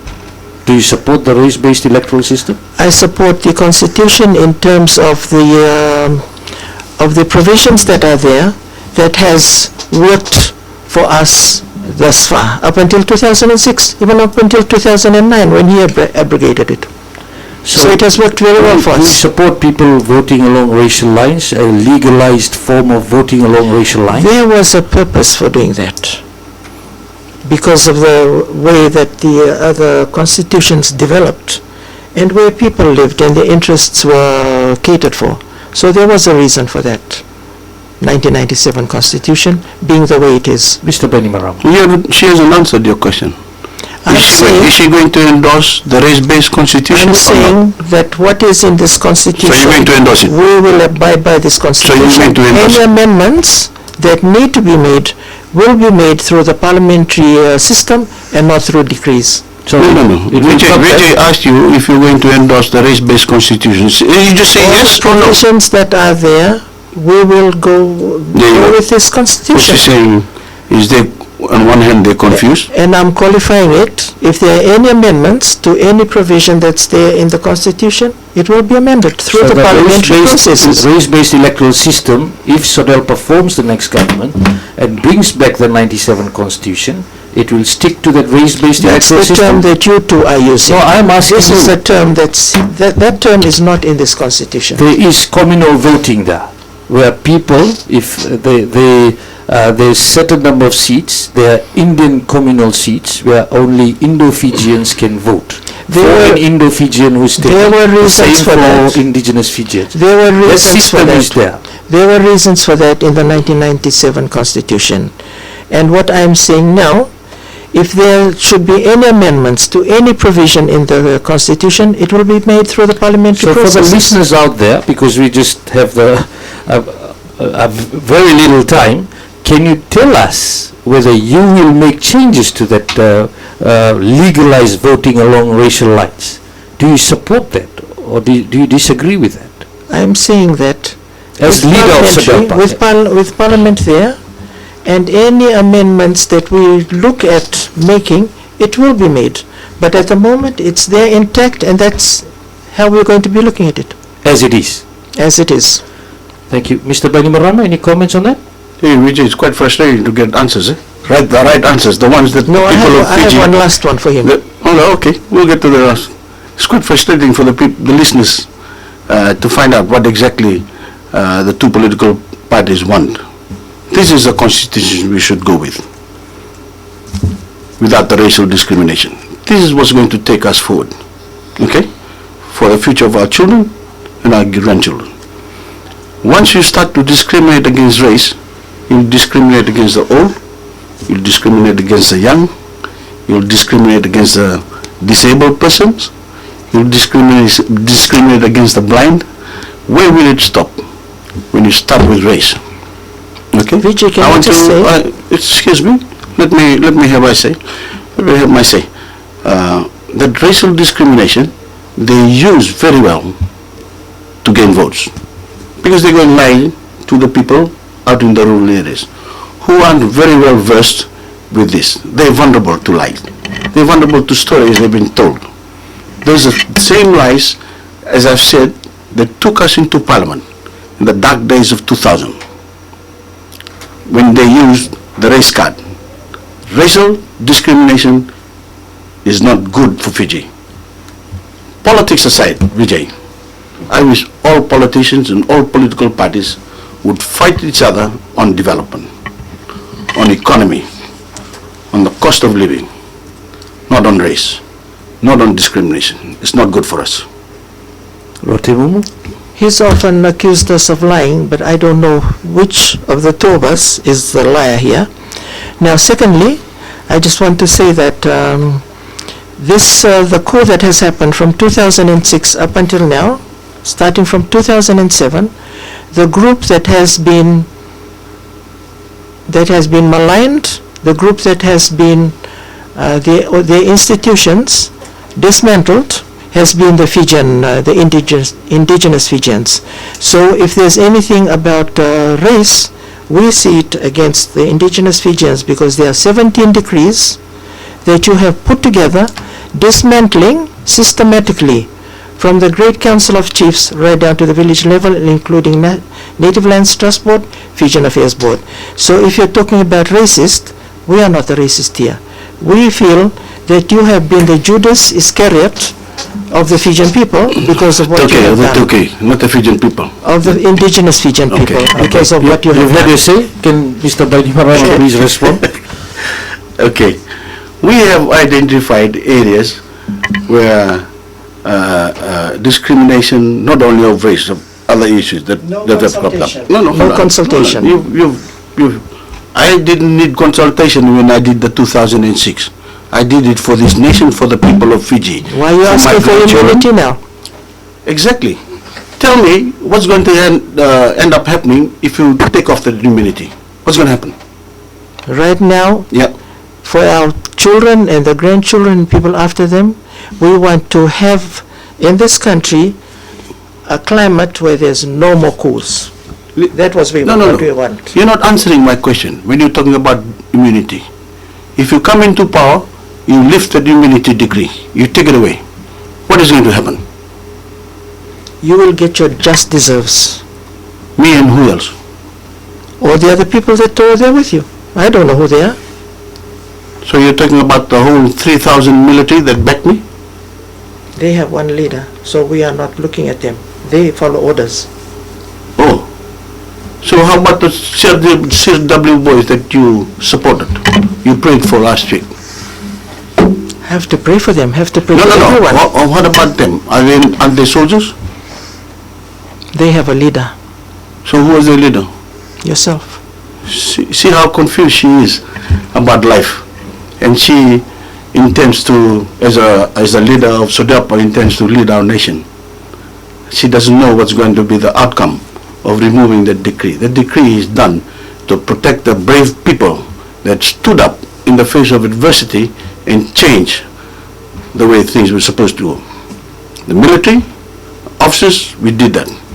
And we need that to protect, I need that to protect my soldiers. She doesn't know what she's talking about. No, they follow Because orders. You are the one she that did doesn't it. know what she's talking about. Because she's so confused with race and discrimination. What? Okay, let me go back to what she was saying. She's talking about NLTB. I'll tell her what changes were made in NLTB. But first she tells me what changes were made in NLTB. What are you talking about? She said that The changes that you made in NLTB. was, first of all, the chairman, Yes, chairmanship. yes, You changed that. yes. And secondly, the members of the GCC who were appointed by the GCC to be members of the NLTB to ensure that the rights and the privileges of the landowners, of whom you're saying 91% own Fijian land, their rights and privileges were looked after in terms of ensuring that the best usage of that land and the best returns would be made to them. So when I said first, if I just said that we've reduced poundage from 15 to 10, was that good or bad? You did it. You saying you did it. But was it good or bad? I wouldn't know because I haven't seen the figures. They're just facts. There are 15% to 10% poundage has been reduced. But it's been reduced. So was it good or bad? Maybe good, maybe bad, I don't know. Because we haven't seen any of the reports. Okay. Maybe good, maybe bad. that's coming from the leader of SODEPA, who wants to become Prime Minister at the end of the week. We'll look at the reports and then we can say. She's talking about changing the chairmanship. And she hasn't, because she doesn't know why we changed chairmanship. We changed the chairmanship because Ngarase was head of NLTB, okay? When Schedule A, Schedule B funds was abused by members of the NLTB board from the Great Council of Chiefs this is talking about, okay? These Great Council of Chief members that came there and became directors, general managers, Ngarase was sitting there. You know the story about Schedule A, Schedule B funds? Okay? I keep telling the landowners. That money is with Fijian Affairs Board. NLTB, with the great wisdom of Ngarase who was there, transferred that money from Fijian Affairs Board to NLTB. And when we came there, they formed this company called VDCL. And when they formed this company called VDCL, there was a certain gentleman hovering around NLTB, knowing that there's money that's going to be moved across to him called Balukan. He got $5 million, as charges had said. I think they're not here to defend themselves. No. Of course he's not. He's run away with that money. $200,000 was returned out of the $5 million. That was in the papers. Two of our senior executives from Bosole Voreqe were part of that, and now they are in jail. When Ngarase was asked about that, he was there as member of the NLTB board. He says, no, please blame the president. The president is the one that was in charge. You see what happens? You see what happens? That's the reason I came in and I asked His Excellency the President, please move. I will take over. I will answer to the people of Fiji. If something goes wrong, I will tell the people of Fiji, take me to court. Now, just for the benefit of listeners, I just want to say that money is now gone. The benefit of listeners, that's the Keninda Queen Reketi and Kalivati Mbakani case, which came to a conclusion a few weeks ago, where the judges came back with a guilty verdict, and of course the sentence was passed. And you can go ahead and read all the details if you did not follow the case closely. Now, just in relation to comment on people's safety and security going into the elections and beyond.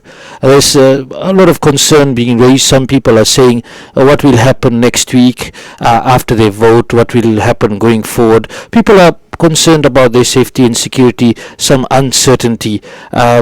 Fiji First Leader, what do you have to say, Mr. Bainimarama, to the people listening out there? I've said out a couple of statements. Assuring people that they should not be worried about threats. Unfortunately, this lady reporter, Jyoti, who was threatened in the social media, and it was printed in the papers. The day it was printed in the papers, her home was stoned. So I apologize to her that we didn't have any security forces around, but people should not be threatened. The police and the military will come down very hard on people who wants to bring about some insurgents like we did in 2000, the march down the street. That's not going to happen again. Okay? So I want to tell the people, feel safe. The security forces are going to look after you. Don't worry about going there to vote for Fiji First. Please all go and vote for Fiji First. Thank you. Teimumu? I think with all our voters, right now they want to go in and vote. So we would like the best environment for them to do that, for us not to fearmonger amongst ourselves as to any kind of burning or anything like that will happen. I just hope that we'll be level-headed and ensure that the polling stations, polling venues are well manned and well secured, and that the ballot boxes are safe, and that we have free and fair elections. What is your assurance to the people of Fiji about safety and security of the citizens of this country as the leader of SODELPA? That is what I'm saying, that we would like to go in there and ensure that You're talking about with the voting. people- I'm asking about safety and security of the Safety and people. security, I cannot say because I am not in charge of safety and security. For the SODELPA voters, we want to ensure that everybody is safe and everybody and all the other voters are also safe. And as far as safety and security, I'm not in charge of the safety Can I and ask, security. you can go question? Can you, in front of the public listening, can Sure. you assure them as a leader of SODELPA, can you talk to your supporters and say, please refrain from any threats? Can you do that so that people, because I've done it. For all the listeners in Fiji, we want them to we want a free and fair election. We want safety and security in our country. So we want to ensure that everybody plays their part and be law-abiding citizens of this country, which they have done so far. Thank you for that assurance, Teimumu and Mr. Bainimarama. Now, we're just coming to an end. For your party, Mr. Bainimarama, what are 9:32. you looking at the watch? You like to go on? Or? For your party, what are your estimates on getting an absolute majority? We're going to get absolute majority. All I have to do, Vijay, I hope that people are listening in and listening to all the lies that have been spread out into the rural areas. You know, I keep telling everyone that if you voted and you voted along lies, your vote has gone into the rubbish bin. Unfortunately, most of them have voted along lies, but they don't know they've been lied to. That's the most unfortunate thing. But if they voted along lies, their vote is wasted. Another 4 years before they can vote again.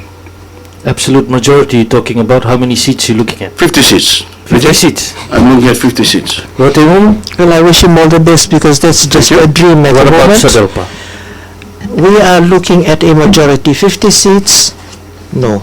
We are looking at a majority in Parliament. And How many seats? how many seats? A majority.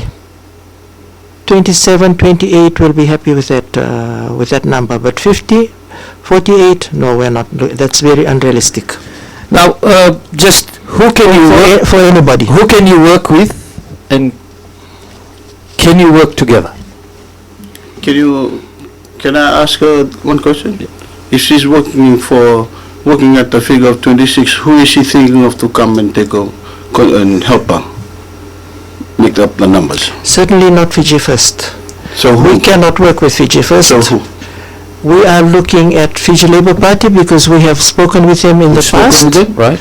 And we will look at the Any other parties? We will look at the other parties whom we have some commonalities with. Which other parties? If I had a crystal ball, Vijay, I would be looking at it and I will know. But She at doesn't the know. moment, Fiji Labour Party is the party that we have. She doesn't know the other parties. What about you, Mr. Bainimarama? I'm going for 50 seats because no other parties want to work with me. We don't have the same policies. Certainly not SODELPA.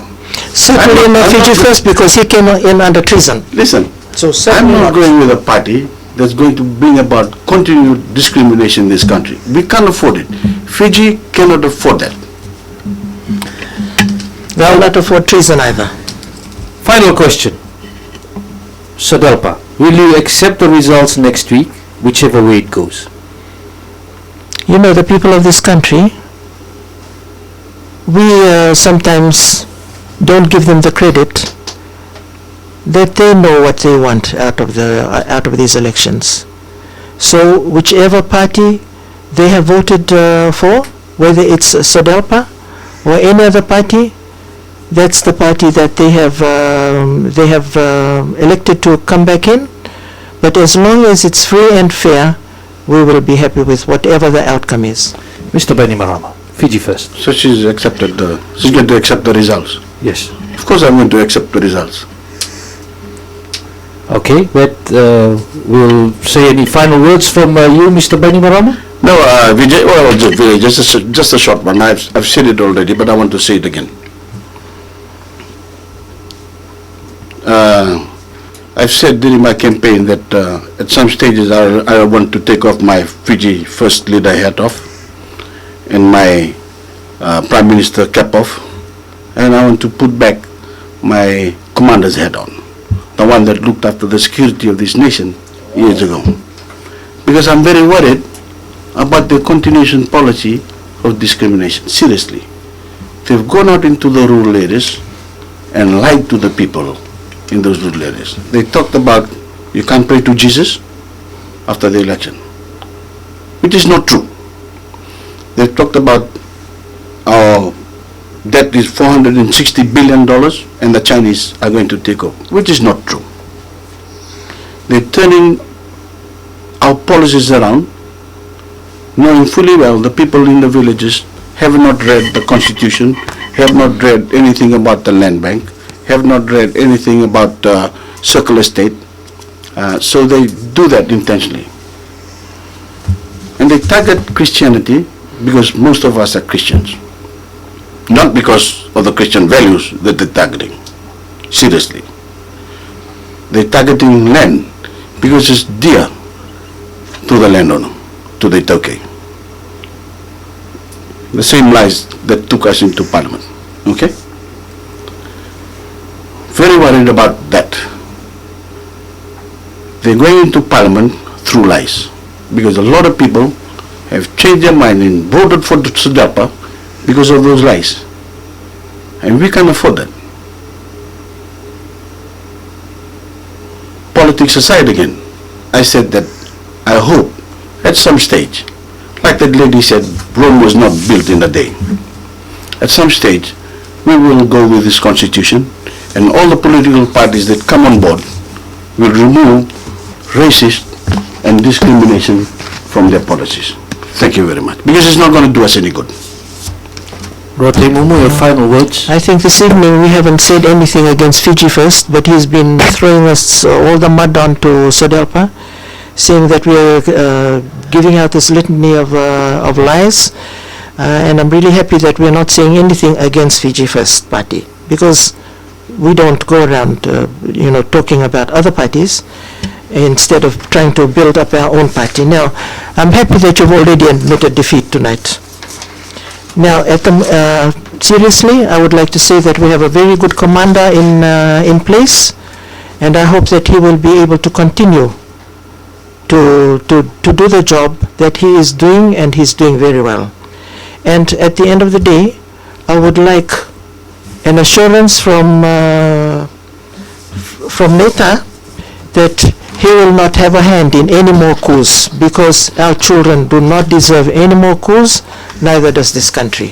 You have a final word again, Mr. Bainimarama. She's giving it to you. I think she's talking to the wrong guy.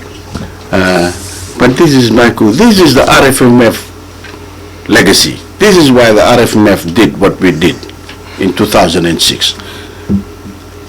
The 3 soldiers and the 2 policemen that died have not died in vain because of this. Thank you. And that's So can he reassure us that there will be he will not have a hand in any more coups? Excuse me.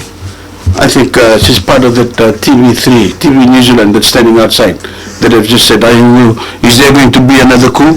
Come on. So there was really What?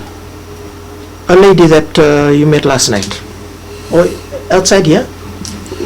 Obviously, she doesn't know the story. But No, thank you very much.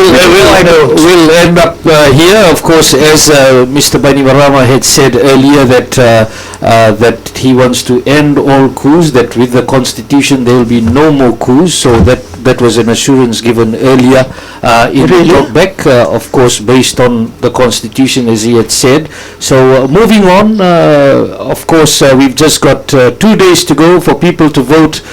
Straight Talk ends here because we go into the campaign blackout period from tomorrow morning, and that will allow people to cool off and make their own decisions, and we hope that we gave you this platform so that you could make your decisions, your final decisions, based on all the issues that have been discussed in detail tonight on Legend FM, on VTFM, on Radio Sargam, on FijiVillage.com, where we broadcast video streamed around Fiji and around the world. So until tomorrow morning, when we start off our elections build-up coverage with the Supervisor of Elections, Mohammed Saneem. He will be in studio tomorrow at 12:30 p.m. to give you advice on voting and how voting will be conducted on polling day.